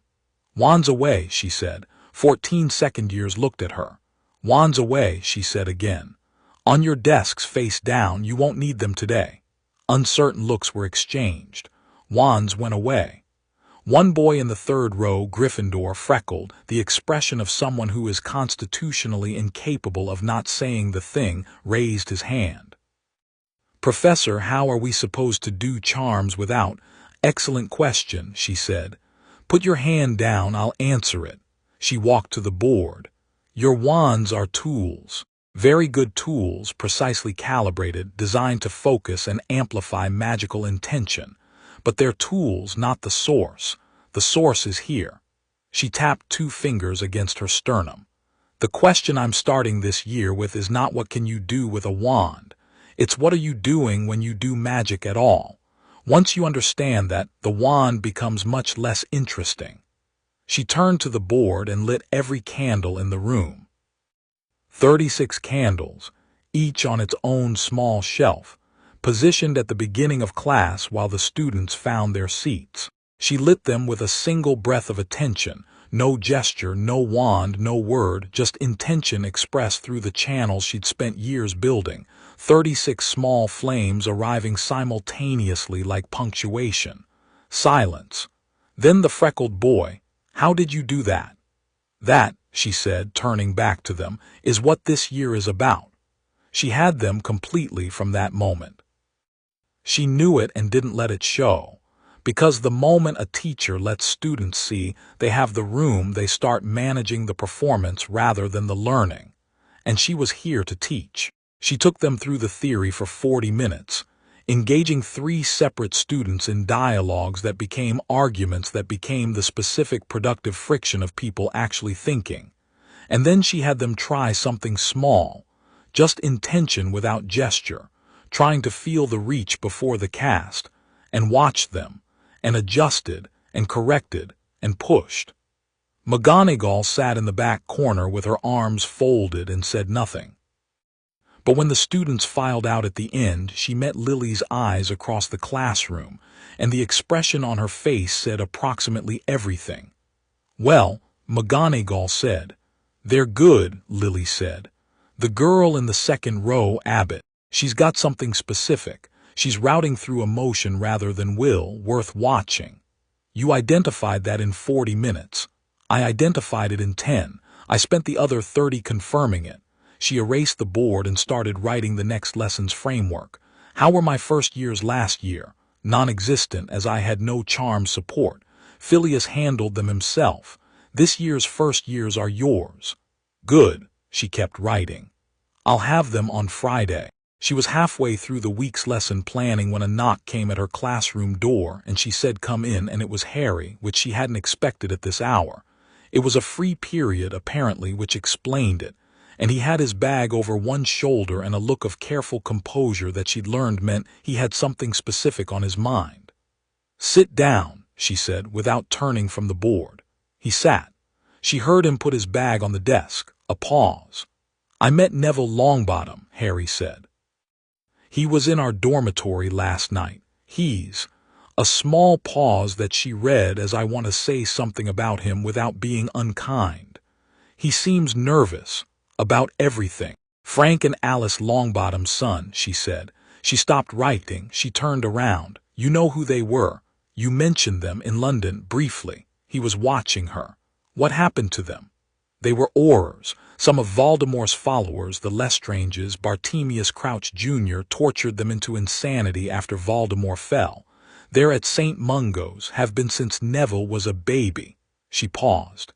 "He's been raised by his grandmother, who loves him but has very specific ideas about what a Longbottom should be." Harry was quiet for a moment, processing. "He dropped his toad on the stairs this morning. He seemed like he expected me to say something about it." "And did you?" "I helped him find it." A pause. He looked surprised. "Be his friend," she said simply. "He'll be worth it." Harry nodded, that decided nod, the one that meant something had been confirmed rather than suggested. "Also," he said in a slightly different tone, "Professor Snape, in potions this morning." She sat on the edge of her desk. "Tell me." "He was—" Harry paused, choosing. "He wasn't exactly unfair, he was precise about what was wrong. He asked me a question in front of the whole class, first lesson, a question he clearly didn't think I could answer." A pause. "I answered it." "What was the question?" "Bezoar, what it was and what it did." Harry looked at his hands. He seemed angry that I knew. "Which is strange," she said. "Yes, I know." She looked at her son. "Severus Snape is a complicated person in the middle of an extremely complicated situation, and he has 11 years of feelings about the name Potter that are not all about you specifically. Some of them are about your father, some of them are about me." She paused. "He will be fair. He won't be easy. Both of those things can be true." "I don't need easy," Harry said, with a straightforwardness that made her chest ache. "Number, you really don't." She looked at him. "How are you, actually?" He considered it with the seriousness he brought to direct questions. "It's a lot," he said, "but it's the right kind of a lot, the kind where you're full rather than overwhelmed." He paused. "Hermione already wants to form a study group. Ron thinks that's deeply excessive. I think they're both going to be my best friends, and they're going to bicker constantly about it." She felt the laugh before she could stop it, warm and genuine. "Good instincts." "The castle is strange," he said, "but good strange. It feels like something is." He paused, reaching for it, paying attention. "It is," she said. "Hogwarts is the oldest continuously inhabited magical structure in Britain. It's been home to roughly 10,000 students and counting. It pays attention. It has opinions." She paused. "It remembers." Harry thought about this. "Does it remember you?" "I think so."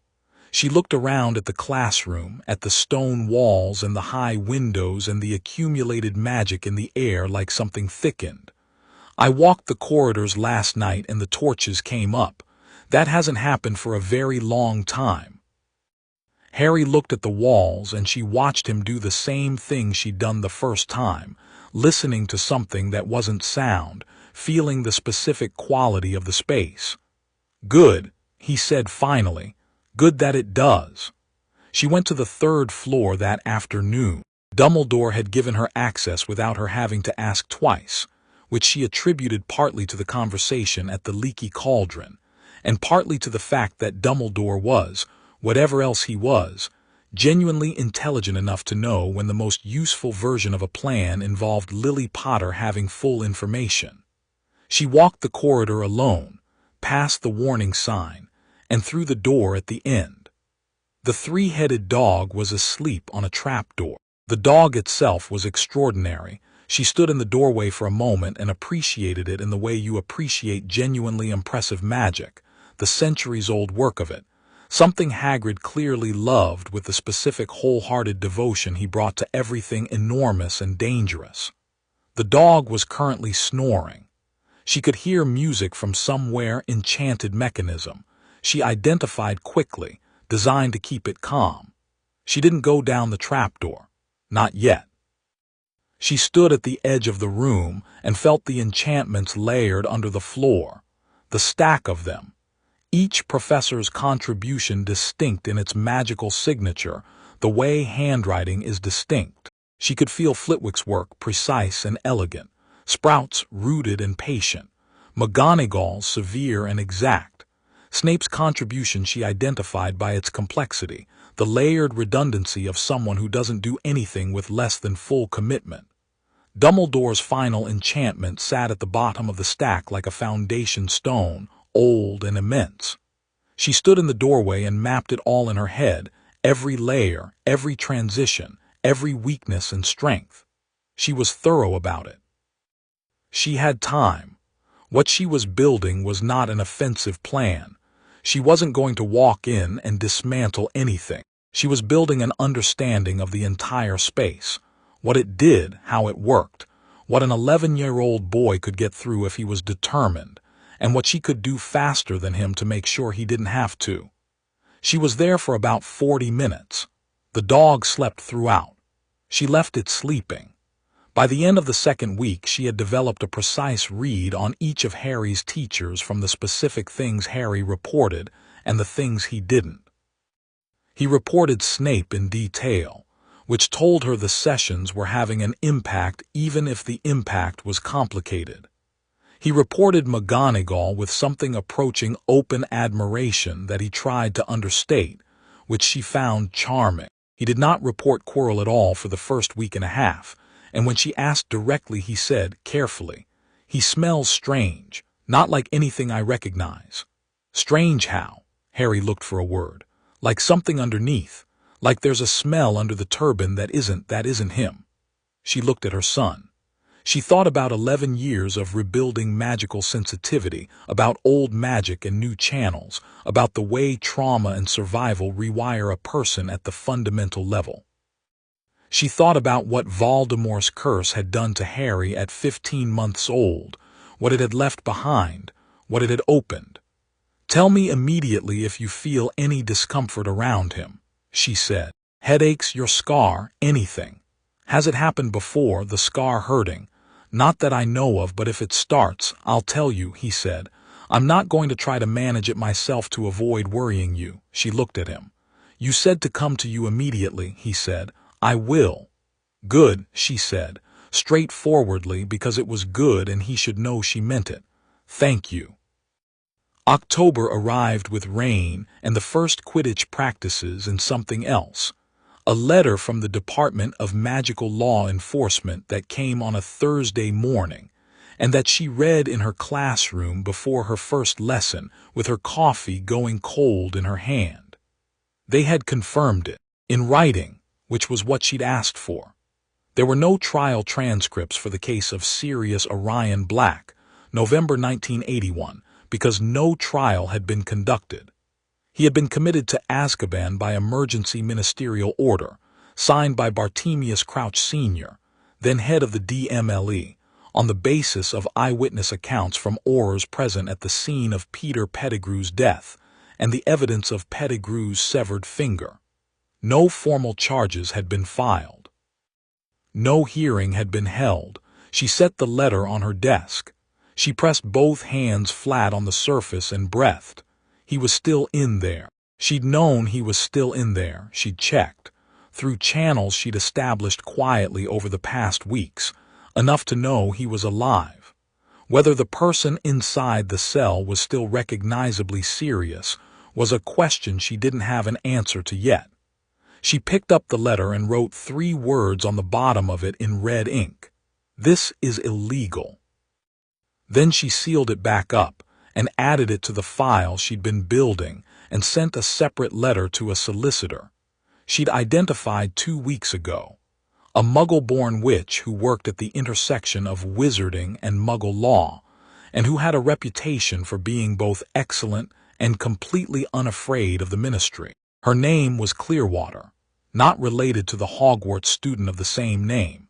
She was 40 years older, and her response when it came 3 days later contained the legal framework for a writ of habeas corpus under wizarding precedent dating to 1627, which had never been successfully applied to an Azkaban case, because no one had ever tried, and a very dry note that said, "I've been looking for the right case for this statute for 6 years.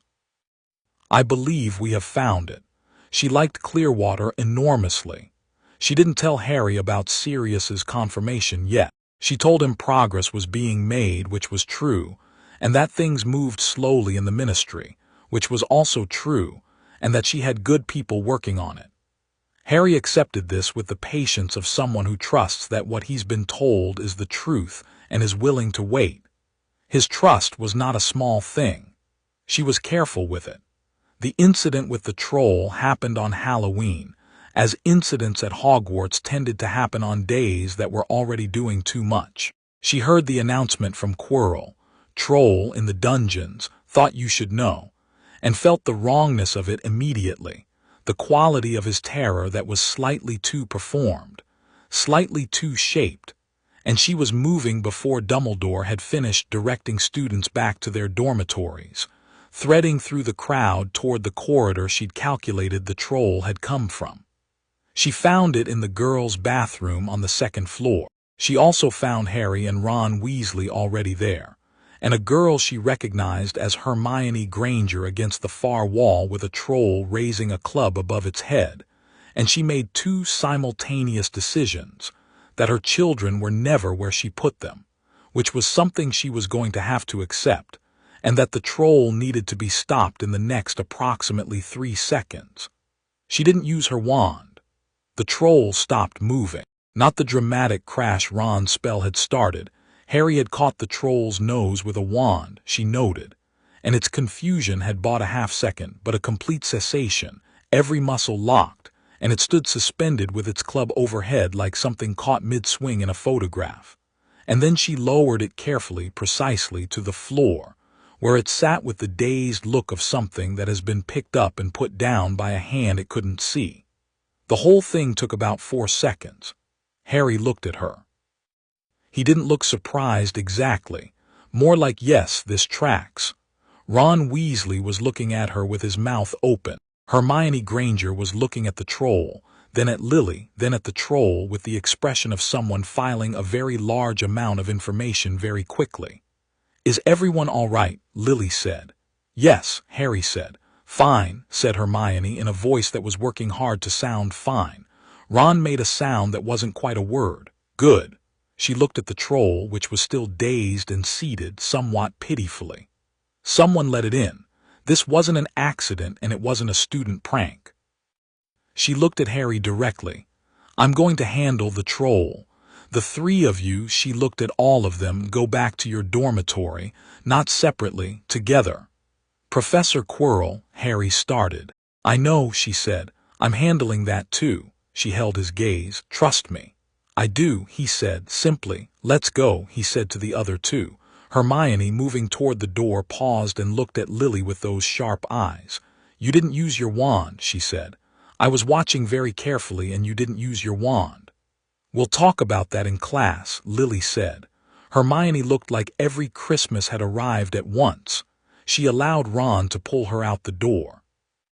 She found Quirrell in the corridor, outside the third-floor room. He was standing with his back to her, very still, and she knew immediately from the quality of his stillness that she'd arrived at the right moment.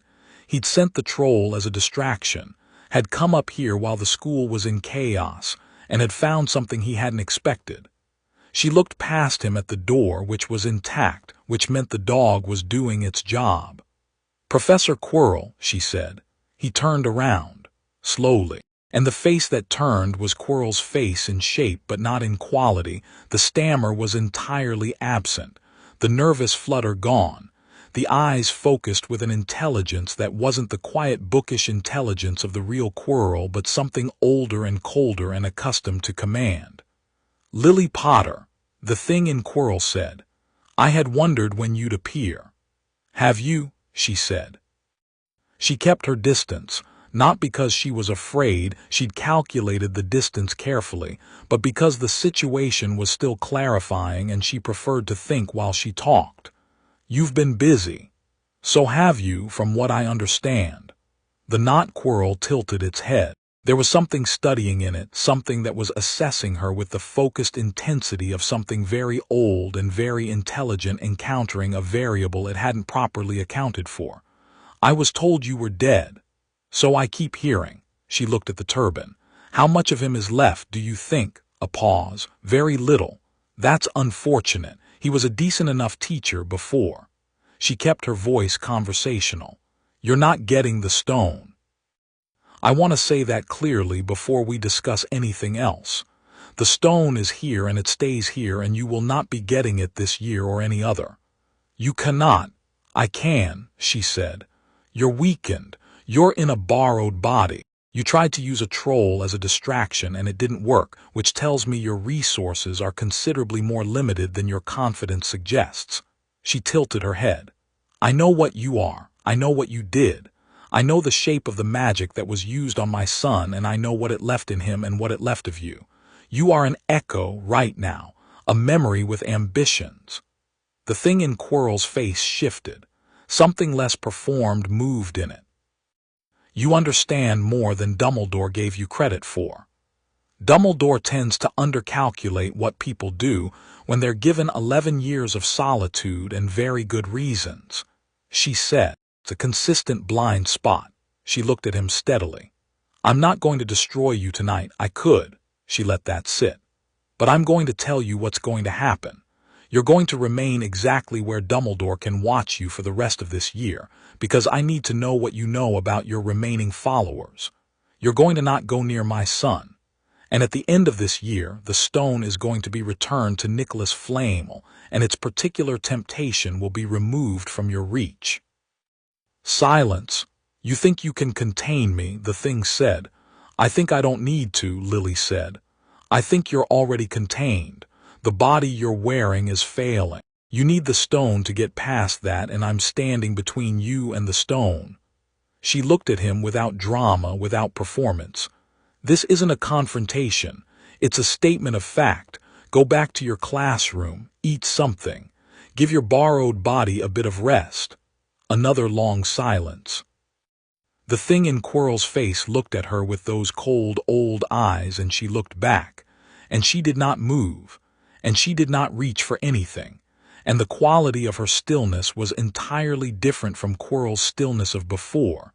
This was the stillness of something that has already decided and is not at all concerned about the outcome. "You're not afraid of me," the thing said. "No," she said. "You should be." "Perhaps," she said. "But I've had 11 years to be afraid of things in private, and I find that I'm done with that particular hobby. Good night, Professor Quirrell." She turned and walked away from him down the corridor, her footsteps even, her back straight, and she did not look back. She could feel the cold of his gaze on her back for the full length of the corridor, calculating, and she counted her steps and turned the corner and kept walking. And only when she was entirely out of his line of sight did she stop and press her back against the cool stone wall and breathe. Her hands were entirely steady. She looked at them and confirmed this. Then she went downstairs to send a message to Dumbledore. She knocked on the door of the Gryffindor common room at 10 that night. The fat lady opened it without the password because she had a general policy about Lily Potter, apparently, which Lily filed for later. Harry was the only one still up. He was sitting by the fire with his knees drawn up and a book open and not being read, which was the specific position of someone who has been thinking hard for several hours. He looked up when she came in. "You talked to it," he said. "Yes. And," she sat down in the chair across from him, "and it's not getting what it wants, this year or any other." She looked at him. "Your scar. Has it hurt tonight?" "A little, after dinner. It's fine now." He watched her. "You knew about Quirrell before tonight." "I've known since the beginning of term." "Why didn't you tell me?" It was a fair question, and he asked it fairly, not accusingly. She gave it a fair answer. "Because I was still mapping it, working out what needed to happen and in what order, and because I didn't want you going anywhere near it." "I wouldn't have, Harry. You went into a bathroom with a 12-foot troll." A pause. "That was for Hermione." "I know, that's what I mean." She looked at him. "You will walk into impossible situations for the people you care about. I know this because I know exactly who you are. So I wanted to understand the situation fully before you did, because once you know a thing you act on it." A pause. "You're very like your father in that respect." Harry was quiet for a moment. The fire moved. "Is it over with Quirrell?" "Not entirely, but it's managed and I'm watching it, and when it moves I'll move first." She looked at him directly. "This is not your problem to solve, Harry. I need you to hear that.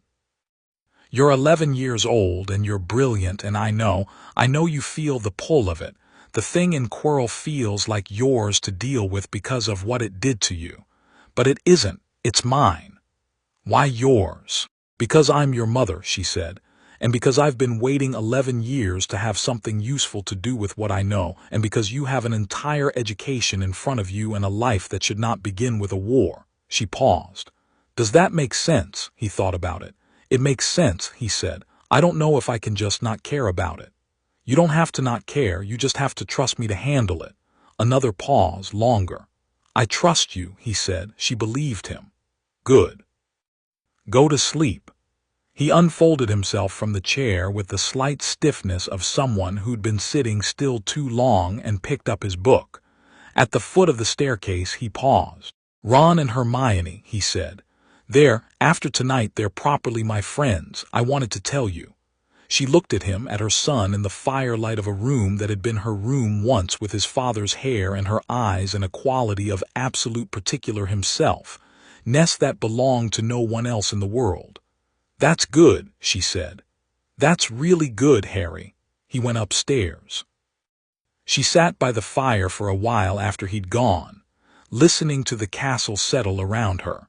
The sounds of it, old stone and old wood, and the particular quiet of a building that holds a great many sleeping people and knows it. She thought about what she'd said in the corridor tonight and what she'd meant by it, and she thought about the cold old thing in Quirrell's eyes, and she thought about Sirius still in Azkaban, and the DMLE letter and Clearwater's legal framework and all the moving parts. The fire burned. She was warm. She was in Hogwarts, which was hers as much as anywhere had ever been, and her son was asleep upstairs, and she had work to do. She was not afraid. Outside, the castle's torches burned along the corridors, warm and steady, and somewhere deep below the lake went on being dark and cold and full of things that were entirely itself. And the mountains stood against the October sky, and Hogwarts held its people the way it had always held them, fiercely, patiently, and well. She sat in the firelight and thought through every step of what came next, and the castle listened, and the night went on, and she was ready. Chapter 5. What Mothers Do. The letter from Clearwater arrived on a Monday in early June, and it was 4 pages long and written in the precise, unhurried hand of someone who has built a case the way you build a wall, brick by brick, each one tested before the next goes on top. The writ had been filed.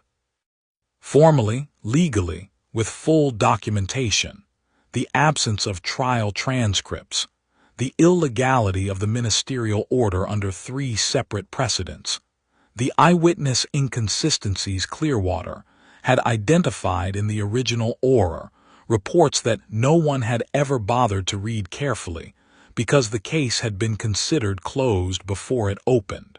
It had been filed with the Wisengamot's administrative court and could not be quietly buried by the DMLE the way a standard ministry request could. Clearwater had been extremely thorough about that. At the bottom of the 4th page she had written, "They will attempt to delay. We should expect 6 to 8 weeks of procedural resistance." However, the core legal position is sound. There is no version of wizarding law under which what was done to Mr. Black is defensible, and I have taken the liberty of ensuring that 3 members of the Wisengamot senior bench are personally aware of the filing.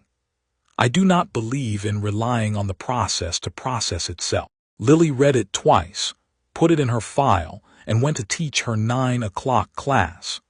The first years had become something she hadn't entirely anticipated, not a professional satisfaction, though they were that, but a genuine daily pleasure, the specific pleasure of watching people encounter a thing they didn't know they were capable of.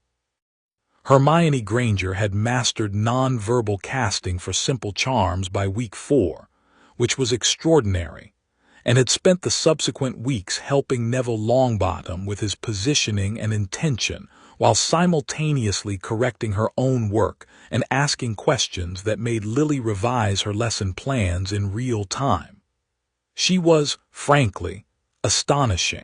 Harry cast wandlessly in her class twice, both times appearing to surprise himself, which told her it was still arriving at the level of instinct rather than conscious technique, which was fine.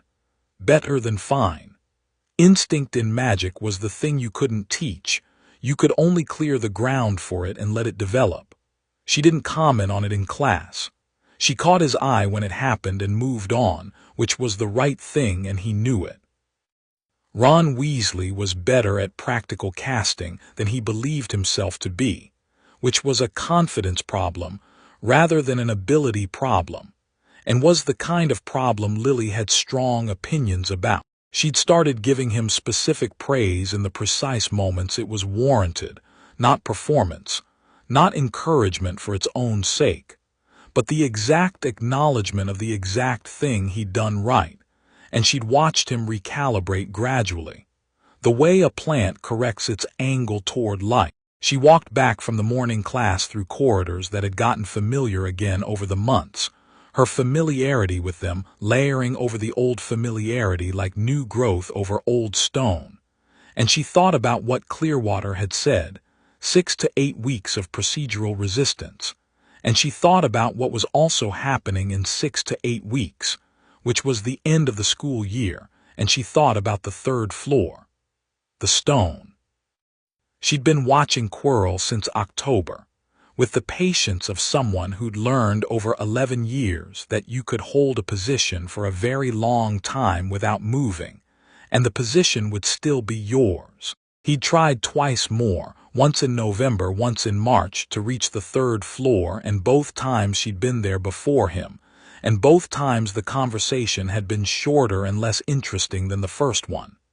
He was frustrated. Frustration made things predictable. But June had a quality to it now, a pressure she'd been feeling for 2 weeks, like weather changing. The children felt it too. She could see it in Harry, that specific quality of tension in a person who's been ignoring something and is finding it harder to ignore. He'd come to her 3 times in the last 2 weeks with information that was actually excellent. He'd noticed Quirrell's behavior changing, the increased agitation, the way he'd started going places alone after dinner, and each time she'd thanked him and told him she was on it and meant it. He believed her. He also, she knew, was being Harry, which meant he was thinking about it constantly regardless of what she'd said. She didn't fault him for it. She'd been the same at his age. Earlier than his age, if she was honest. Snape found her in her office on a Tuesday evening in the 2nd week of June, which she'd been expecting. He had a particular pattern of coming to her, always evenings, always with the specific tension of someone delivering information they're not entirely sure they want to deliver, and she'd learned to read his arrivals the way you read weather. He came in and stood and said, "Quirrell went to the 3rd floor this afternoon." She put down her quill. "What time?" 4:15. I followed him as far as the corridor and then he went through the door. He paused. I heard the dog and then I heard nothing else. He came out 11 minutes later. He got through the first layer, she said.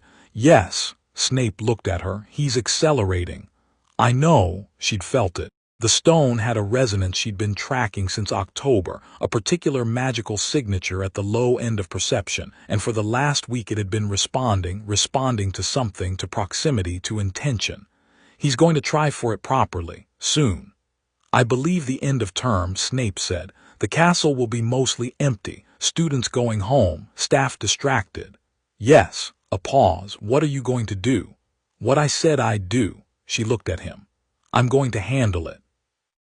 Snape looked back at her with an expression she'd come to understand over the months. It was his version of I have something to say that I haven't decided whether to say.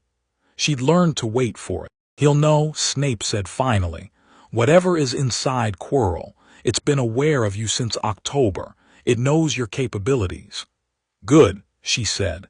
Then it won't be surprised. Snape made a sound that was not quite exasperation. You're going to face something that killed your husband and nearly killed your son, and your position is good. At least it won't be surprised. My position, she said carefully, is that I've had 11 years to prepare for exactly this, and I am considerably more prepared than I was the last time this thing came near my family. She held his gaze. I know you're worried. I'm not, Severus. He stopped. His jaw went tight. I watched your grave for 3 years, he said very quietly. I went to Godric's Hollow. I stood at the stone with your name on it. I want you to understand that I am not operating from I'm not. He stopped again. I'm not going to perform indifference about this. She looked at him for a moment. It cost him saying this. Everything that was genuine cost Severus Snape, who had built himself a castle of control and precision, and occasionally opened the door just enough to let something real through before closing it again. I know, she said. I appreciate it. I'm telling you the truth when I say I'm ready. She paused. But I do need something from you. What? Harry. Whatever happens, the end of this year, the next several years, however long this takes, I need you to look at him. She said it simply, directly. Not at James, not at me. At Harry. He is not his father's provocations, and he is not my martyrdom. He is himself, and he is extraordinary, and I need you to see that, because you are going to matter to him even though you don't want to, and he is going to matter to you even though that's inconvenient. Snape was quiet for a long moment. His potions work is, he said carefully, not what I expected. I know, he told me what he's been submitting. It's not standard. His methods are he makes intuitive modifications that should be incorrect and aren't. A pause that cost him something. He has your instincts. Yes, she said, he does. Another pause longer. I'll try, Snape said, which from Severus was practically an oath. That's all I'm asking. She picked her quill back up. Go to bed, Severus. We'll need everyone sharp for the end of the week. He went. She sat for a while in the quiet of her office, and then picked up a piece of parchment and started writing a letter to Remus, who was settling into the role she'd found for him with the careful gratitude of someone who hadn't expected to be found. He'd been working with Harry on defense theory twice a week, informal sessions in one of the empty classrooms, and from Harry's reports and her own observations, the sessions had taken on the particular quality of conversations between two people who understand each other's silences. She wrote, I think it's going to be this week. When it's done, I'll send word immediately. Don't come to the castle, I'll come to you. Also, Clearwater says the writ is in motion. 6 to 8 weeks. Start thinking about what you want to say to him when he gets out. You'll need to have it ready. Else she sealed it and set it aside for the professional in the morning. Then she went to the third-floor corridor and sat on the cold stone floor outside the door with her back against the wall for 2 hours, mapping the enchantments below, running every calculation she'd been building since September, and ate a slightly stale biscuit from her coat pocket, and went to bed at midnight feeling precisely as prepared as she needed to be. It was a Friday when Quirrell moved. She knew it before he did it, in the way she'd learned over months to read the castle's particular attention. There was a quality the air got, a held-breath quality, when something with significant magical weight was in motion. She felt it at dinner and looked down the staff table, and Quirrell's seat was empty, which meant he hadn't come to dinner, which meant he was already at the third floor or heading there. She stood up. McGonagall looked at her from 2 seats down. "Stay with the students," Lily said. McGonagall looked at her. "Lily, it's fine, I'm ready." She put her napkin on the table. "If Harry comes to you tonight, any of the 3 of them, keep them here. Tell them I said so." McGonagall's expression was the expression of someone who very much wants to argue and has assessed that arguing will take time they don't have. "Be careful," she said. "I'm always careful. You are absolutely never careful, you're just usually right, which is different." She almost smiled. She went. The third-floor corridor was empty when she arrived, which meant he was already through the door. She went in. The dog was unconscious, not the enchanted music, something heavier, a sleeping draught administered by a competent hand. She checked it quickly, confirmed it was fine, and went to the trapdoor and dropped through. The devil's snare reached for her. She fed it light without breaking her stride. A long, steady push of warmth through the plant that wasn't quite fire and wasn't quite sun, but was the thing she'd developed in year 3 of her exile when she'd needed to maintain light through the Scottish winters without drawing attention. The snare recoiled and released, and she dropped through. The winged keys were next, hundreds of them beating and flashing in the great locked chamber. She didn't look for one. She looked at the door, assessed the enchantment, and unraveled it from the outside, the specific technique she'd worked out for Flitwick-level charm locks, pulling the thread rather than using the key, which took about 8 seconds and required a quality of focused attention that most people didn't have the patience for. The door opened. The chess set was already cleared. Quirrell had gotten through it. She walked the length of the board quickly, noting the remaining pieces, calculating the route he'd taken. She went through the arch at the far end and found the troll already unconscious, which told her Quirrell had done that himself, which told her he'd had help or preparation she hadn't fully accounted for. She went through. Snape's enchantment was the potion's riddle, 7 bottles, logic problem, the specific elegant cruelty of a man who knows most people can't think clearly under pressure. She solved it in the time it took her to cross the room, through the black flame, and then the mirror.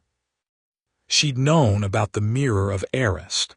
Dumbledore had told her in August, one of the things he'd laid out in the leaky cauldron. She'd thought about it many times since, the specific genius of using it, the way it would give an impure heart only the vision of desire, while the enchantment gave the stone only to someone who truly didn't want to use it.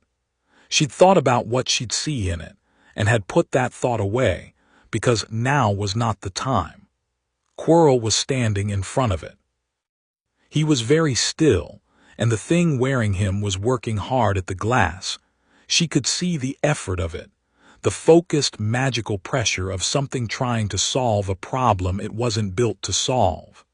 The mirror offered him what it offered everyone who came for the wrong reasons, just the reflection, just the wanting. It didn't give him what he needed. He heard her come in. He turned.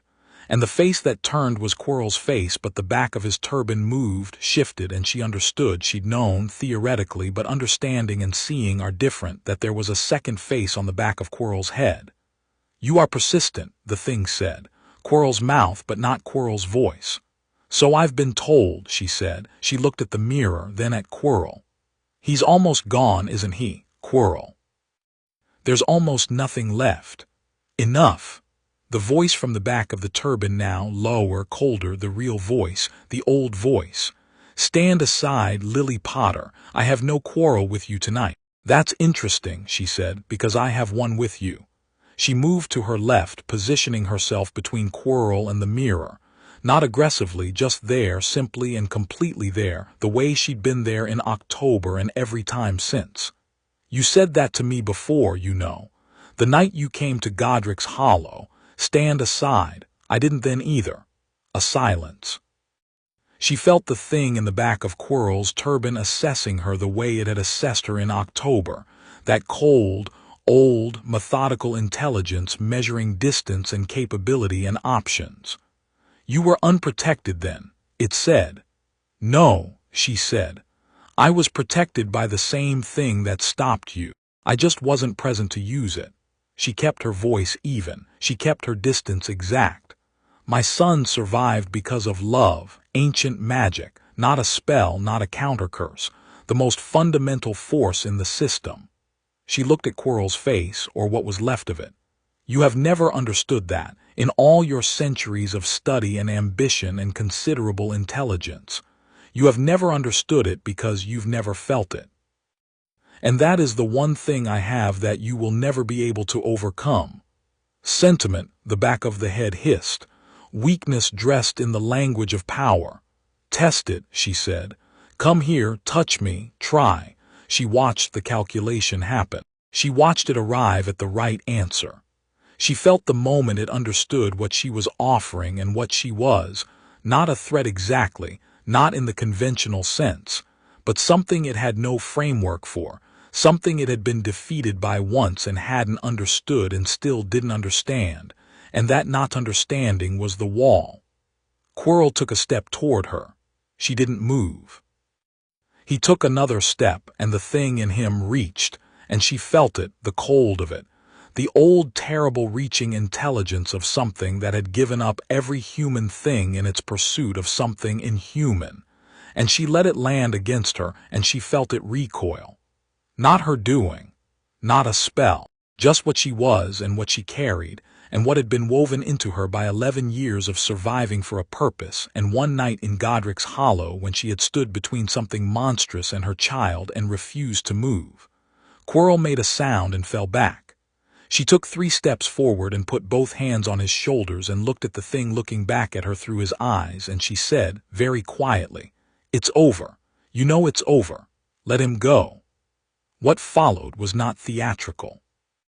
It was not the great, blazing, magical confrontation of stories. It was a man burning from the inside out, which was terrible and quiet and happened very fast. And Lily held on through it because Quirrell was still in there, barely, a remnant, a flicker, and she owed it to whatever was left of him to not let go. When it was done, Quirrell was on the floor and the thing was gone, dispersed, not destroyed. She knew the difference. It was unmoored again and formless and small, and it would find another way back eventually because it always did, but not today, not here, not through this. She knelt beside Quirrell and checked him with careful hands and found what she'd expected. He was alive, barely, and the damage was severe, and there was nothing left of the possession but the damage it had done. And she did the only things that were actually useful in the next 30 seconds, which were stabilizing his breathing and sending a pulse of signal magic upward through the stone to McGonagall's specific frequency, which she'd established in September precisely for this contingency. Then she sat back on her heels in the room with the mirror of Arist and breathed. The mirror showed her something. She was aware of it in her peripheral vision, a pull at the edge of attention, the thing it did, the image it built from what you most wanted. She didn't look at it directly. She already knew what it would show her, and she already had it. A boy asleep in Gryffindor Tower with his friends and his books and his owl and 11 more years of this in front of him. She didn't need a mirror for that. She had the real thing. McGonagall came through within 7 minutes. She arrived in the room with Dumbledore half a step behind her, both of them taking in the scene, Quirrell unconscious, Lily sitting beside him with her hands quiet in her lap, the mirror standing in its alcove doing what it did. Dumbledore looked at Lily for a long moment. He looked at Quirrell. He looked at the mirror and then specifically away from it, which she noted with the distant professional interest of someone cataloging Dumbledore's tells. "Is he," McGonagall started, "alive? He needs St. Mungo's immediately, and the Aurors should probably be involved, and the stone needs to go back to Flamel tonight." She looked at Dumbledore. "I'll leave the arrangements to you. You're better at arrangements than I am." Dumbledore crouched beside Quirrell. His expression was, she watched it, not surprised but heavy. The expression of a man who has made choices that have cost other people and is, tonight, looking at the cost directly rather than at the necessity that produced it. She let him look. It seemed important that he look. "The entity," he said. "Gone, dispersed, not destroyed. It won't be destroyed until Harry is ready to face it properly, and that won't be this year." She stood up, brushed off her knees. "I've bought time, that's what tonight was, time." She looked at him steadily. "Use it better than the last 11 years, Albus." He looked up at her. The blue eyes, the half-moon glasses, the expression of a man who is very old and very tired and has been both of those things for so long that neither is remarkable. "Yes," he said. "I intend to." She left him with McGonagall and Quirrell and the mirror and went upstairs. She went to the Gryffindor common room, and she was not surprised to find Harry awake. She was not surprised to find Ron and Hermione awake beside him, because Harry's friends were, if anything, more stubborn than Harry about waiting for information when they knew something was happening.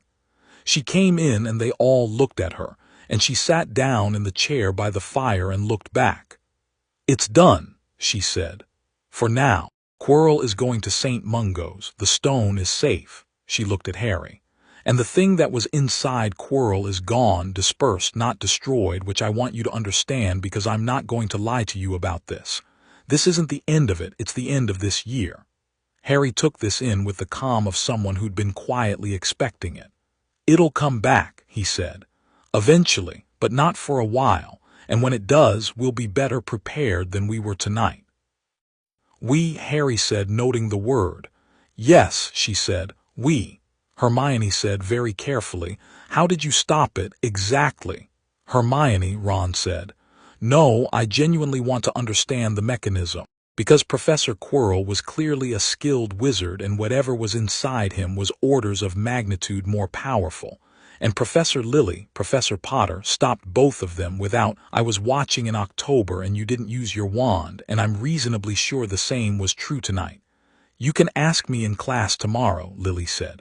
"I'll give you a real answer. Not tonight." Hermione looked like she wanted to argue and decided not to. "Tomorrow," she said.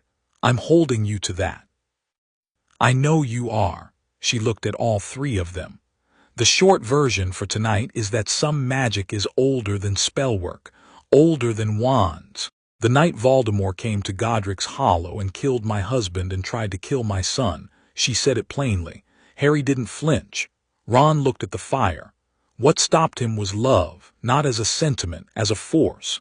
Ancient magic responds to intention and sacrifice in ways that standard spellwork doesn't. What I did tonight was less about technique and more about, she paused, about being exactly what I am and knowing it and not being afraid of it. A silence. "That's not a satisfying answer," Hermione said. "Scientifically." "No," Lily agreed. "We'll dig into the theory tomorrow. I'll bring my notes." "Please do." Ron looked at Harry. Harry looked at his hands. He looked up. "Are you all right?" he said. She looked at her son, who had asked her, and not the other way around, who had watched her do something enormous tonight from his common room with his friends and had trusted her to handle it and had waited, and whose first question was, "Are you all right?" "Yes," she said. "Are you?" He thought about it. "Yes," he said. "I think so." "Good." She stood. "All of you sleep. End-of-year exams are in 2 weeks, and I won't accept the events of this evening as a reason for underperformance." Ron made a sound. Hermione straightened with what appeared to be genuine relief at the return to academic stakes. Harry almost smiled. She went to the door. Then she stopped with her back to them because there was one more thing and it was important and she didn't want to make it into more of a thing than it was, but it was a thing. "Harry," she said, "yeah. I know this isn't what you imagined the year would be. I know you've been managing information and sitting on instincts and trusting me to handle things you felt were yours to handle." She paused. "I know how much that cost you. I want you to know I know that." Quiet behind her. "I'd do it again," Harry said. "I'd trust you again." She nodded. She kept her voice even. "Good night." She left before the thing she was feeling became visible on her face. Because some things her son would learn about her over years, and some things she was allowed to have in private. The last 2 weeks of term were bright and warm and full of the particular organized anxiety of exams, which Lily found deeply comforting in the way of something entirely normal doing its entirely normal thing, regardless of what had happened the Friday before.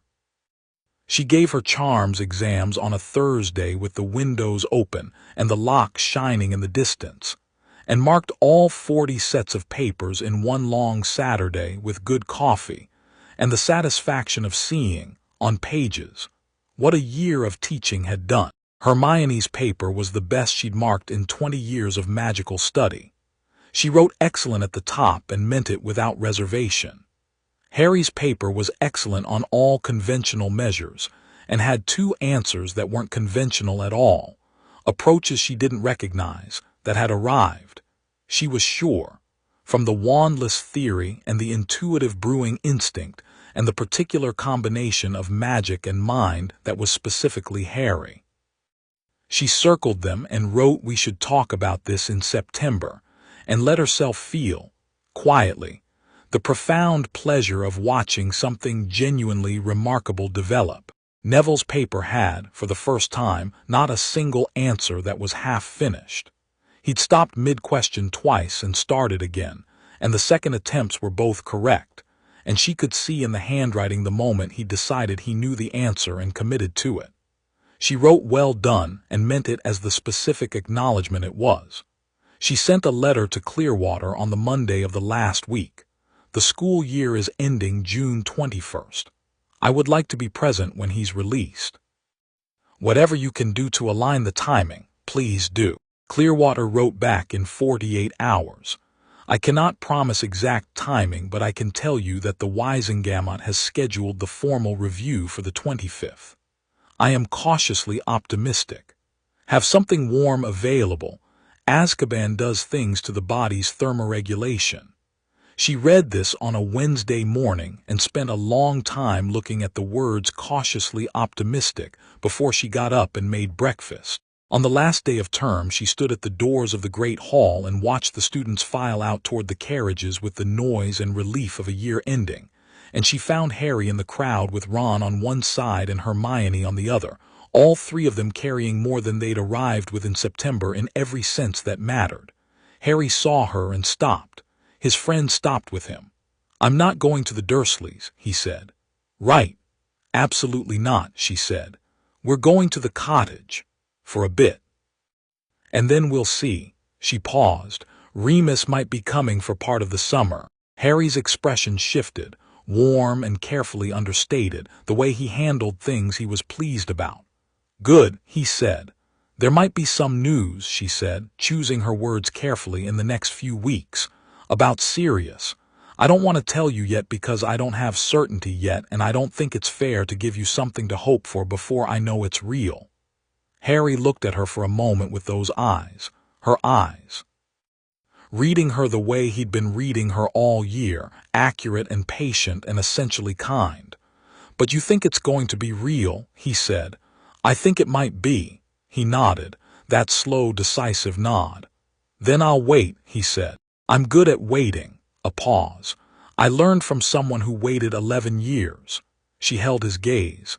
Something moved through his face, young still, in a way he usually kept from showing, something that was just Harry at 11, wanting to be claimed and knowing now that he was. "Go get on the carriage," she said. "I'll meet you at King's Cross." He went. She watched him go, watched the three of them go, heads together, already talking, and the crowd folded around them and they disappeared into it, and Hogwarts was behind her breathing its old slow breath, and the June sky above the mountains was the blue that only happened this far north, the blue you couldn't describe to anyone who hadn't seen it. McGonagall came to stand beside her. They watched the carriages going down the drive. "Well," McGonagall said. "Well," Lily agreed. "Quirrell is expected to make a partial recovery," McGonagall said. "He won't teach again. I imagine he'd rather not remember. Number, the stone is with Flamel. Dumbledore sent it last Saturday." A pause. "He also, I understand, submitted a formal record to the Ministry acknowledging that he was aware of your survival in 1981 and did not disclose it. He filed it without being asked." Lily looked out at the drive. "When?" "Monday." She hadn't known about that. She turned it over, assessed it, thought about what it cost him, not in consequence necessarily, though the consequence would be real, but in the specific pride of a man who had been right about so many things for so long that admitting a thing like this was almost structurally difficult. "All right," she said. Not forgiving exactly. Not yet, and maybe not entirely ever, which was fine and honest. Just acknowledging that people were capable of things you didn't expect, and that this was, in this instance, one of those things. "Are you coming back next year?" McGonagall asked. "Yes," Lily said, without having to think about it. "Yes, of course I am." McGonagall made a sound that was not quite a sigh and not quite relief, but was somewhere between them and entirely genuine. "Good," she said. "Flitwick is beside himself. He's been telling everyone who will listen that you've revolutionized his approach to resonance theory." "He's taught me just as much," Lily said, and meant it. The last carriage went through the gates. The grounds went quiet. Behind them the castle breathed and held its sentries and waited, the way it always waited, patient and permanent and full of something ongoing. "Go," McGonagall said. "Go to your son." She went. The 25th of June came in warm and still, and Lily stood outside the Ministry of Magic on a London pavement at 10 in the morning with Remus beside her and Clearwater on her other side, and they waited. At 11:47, a Ministry official came out and said something to Clearwater in a low voice, and Clearwater turned to Lily with an expression that was professionally contained, but had something blazing underneath it, and said, "The Wizengamot has ordered his release. Immediate. He'll be transported from Azkaban and brought to St. Mungo's first. Standard protocol for long-term Azkaban release. They have to do a health evaluation. We can be there at 2. Lily breathed in, breathed out. Remus made a sound that wasn't really a word. She reached over and put her hand on his arm for a moment without looking at him, and he put his hand over hers and held on briefly, and then they both straightened up and looked at Clearwater. "Thank you," Lily said. "Thank me when you see the condition he's in," Clearwater said, not unkindly. 11 years is, she paused. "I want to manage expectations. We don't know what we'll find." "I know," Lily said. "I know what we might find." They took a cab to St. Mungo's, because it was simpler than magic, and she needed the time. The London streets moved past the window, and Remus sat beside her, and neither of them talked, which was the right kind of quiet, the kind between people who have known each other long enough that silence doesn't need filling.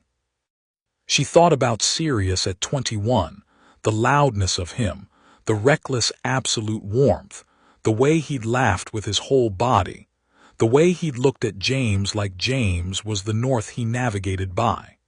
She thought about what 11 years in Azkaban did to that. She thought about what Dementors did to the things in you that were warm and absolute and whole. She thought about what she'd told Harry. People can come back from enormous things. She had. She was sitting proof of it. She thought about Rosemary growing back. St. Mungo's was its usual controlled chaos of healers and visitors and the specific quality of a place that handles magical injury. And they went through the right doors and up the right stairs, and Clearwater spoke to the right people. And then a healer came out and said they could see him. One at a time initially. For very brief periods he was. The healer paused, chose words. Present, she said. He's present. Lily looked at Remus. He looked at her. He nodded. Go first. She went in. The room was small and white and ordinary in the way hospital rooms are, and Sirius Black was in the bed, and she looked at him and he looked at her, and she had to hold onto the doorframe for a moment. He was thin. Dramatically, alarmingly thin, the kind of thin that meant years. His hair was long and tangled and had gray in it at the temples. The face was the same bones, the same structure, but it had been through something enormous and carried the mark of it in ways that were not only physical. His eyes, though. His eyes were still gray and still serious. Still absolutely, specifically him. He looked at her for a long time without speaking. "Lily," he said. His voice was wrecked, rough and underused, like something recalling how to work. They told me. The healer, I thought they were, I thought I was." He stopped. "You're actually here." "I'm actually here," she said. She crossed the room and sat in the chair beside the bed and took his hand and felt how cold it was and how thin, and held on, and he held back with the grip of someone reminding themselves what holding feels like. "James," he said. His voice went somewhere very quiet. "I know," she said. "I know. I couldn't let myself think about." He stopped. His jaw worked. "Harry." Healer said Harry is at Hogwarts. He's brilliant and he's all right, and he's got 2 best friends who would follow him anywhere. She kept her voice even and warm. "He's almost 12. He looks exactly like James, and he has my eyes, and he wants to meet you." Sirius closed his eyes. Something moved through his face that was too large to name. "I didn't do it," he said, very quietly. "I know you know, but I needed to." "I know," she said. "Sirius, I know. I've always known." He breathed out. It was shaky and very long, the breath of someone putting down something they've been carrying for 11 years in the dark, with the Dementors making them relive every worst thing, and still holding onto the one truth that was also the impossible thing. "I didn't do it." Holding it against everything trying to take it from him. "Peter," he said. "We'll find him," she said. "One thing at a time." He opened his eyes, looked at her. The gray of them, the particular quality of Sirius Black looking directly at you, was something she'd forgotten she'd missed and was now remembering with great force. "You said we'll," he said. "Yes. You're planning something." "I'm always planning something." A long pause, then rough and quiet and entirely serious. "You were always the scary one, you know. James never admitted it, but all of us knew." She laughed. She felt it come up from somewhere low and real, and it came out warm and slightly rough, and she didn't manage it at all. "Get better," she said. "Eat something. Let the healers do their work. And when you're ready in your own time, not mine, not anyone else's." She paused. "There's a cottage in Scotland with a rosemary bush. Harry's going to be there for the summer. We'd be very glad to have you." He looked at her for a moment, then he looked at the ceiling, then he looked back at her. "Rosemary," he said. "For remembrance," she said. His hand tightened around hers. She stayed until the healer came back and she had to go, and she told him Remus was outside, and she watched his face do the thing it did at Remus's name. Another wave of the too large feeling, not a small man even when reduced to the smallest possible version of himself. And she left them to it and stood in the corridor with her back against the wall. Clearwater was there. She looked at Lily with the professional's assessment. "Well," she said. "He's himself," Lily said. "He's still himself." Clearwater exhaled, and it was the first non-professional sound Lily had heard from her, something genuinely relieved. "Good," she said. "That's good." It was good. The best of it, the real core of it, Sirius was still himself. And Harry had a family forming around him, and Voldemort was dispersed and diminished and would return eventually because that was the shape of things, but not today. And she would be ready when it did, better ready than she'd been for this, because she'd had 11 years of building channels through solid stone when the obvious ones were closed, and she wasn't stopping. She went downstairs and stood outside St. Mungo's in the June afternoon and tilted her head back and felt the sun. There was a war coming. There had always been a war coming. It had been coming since before Harry was born, since before she was born. The long accumulation of a world that hadn't faced its own darkness squarely and had let it compound. She knew that. She held no illusions about what the next years would require. But today the sky was the specific blue of a London June, and Sirius Black was upstairs remembering what it felt like to hold someone's hand. And her son was in Scotland with his owl and his herb books and 2 friends who would follow him anywhere. And she was alive and present and furious and capable and entirely herself. And that was, for today, everything. She put her hands in her pockets and started walking. She had things to do. She always had things to do. She was Lily Potter, and she was very much alive, and she was just getting started.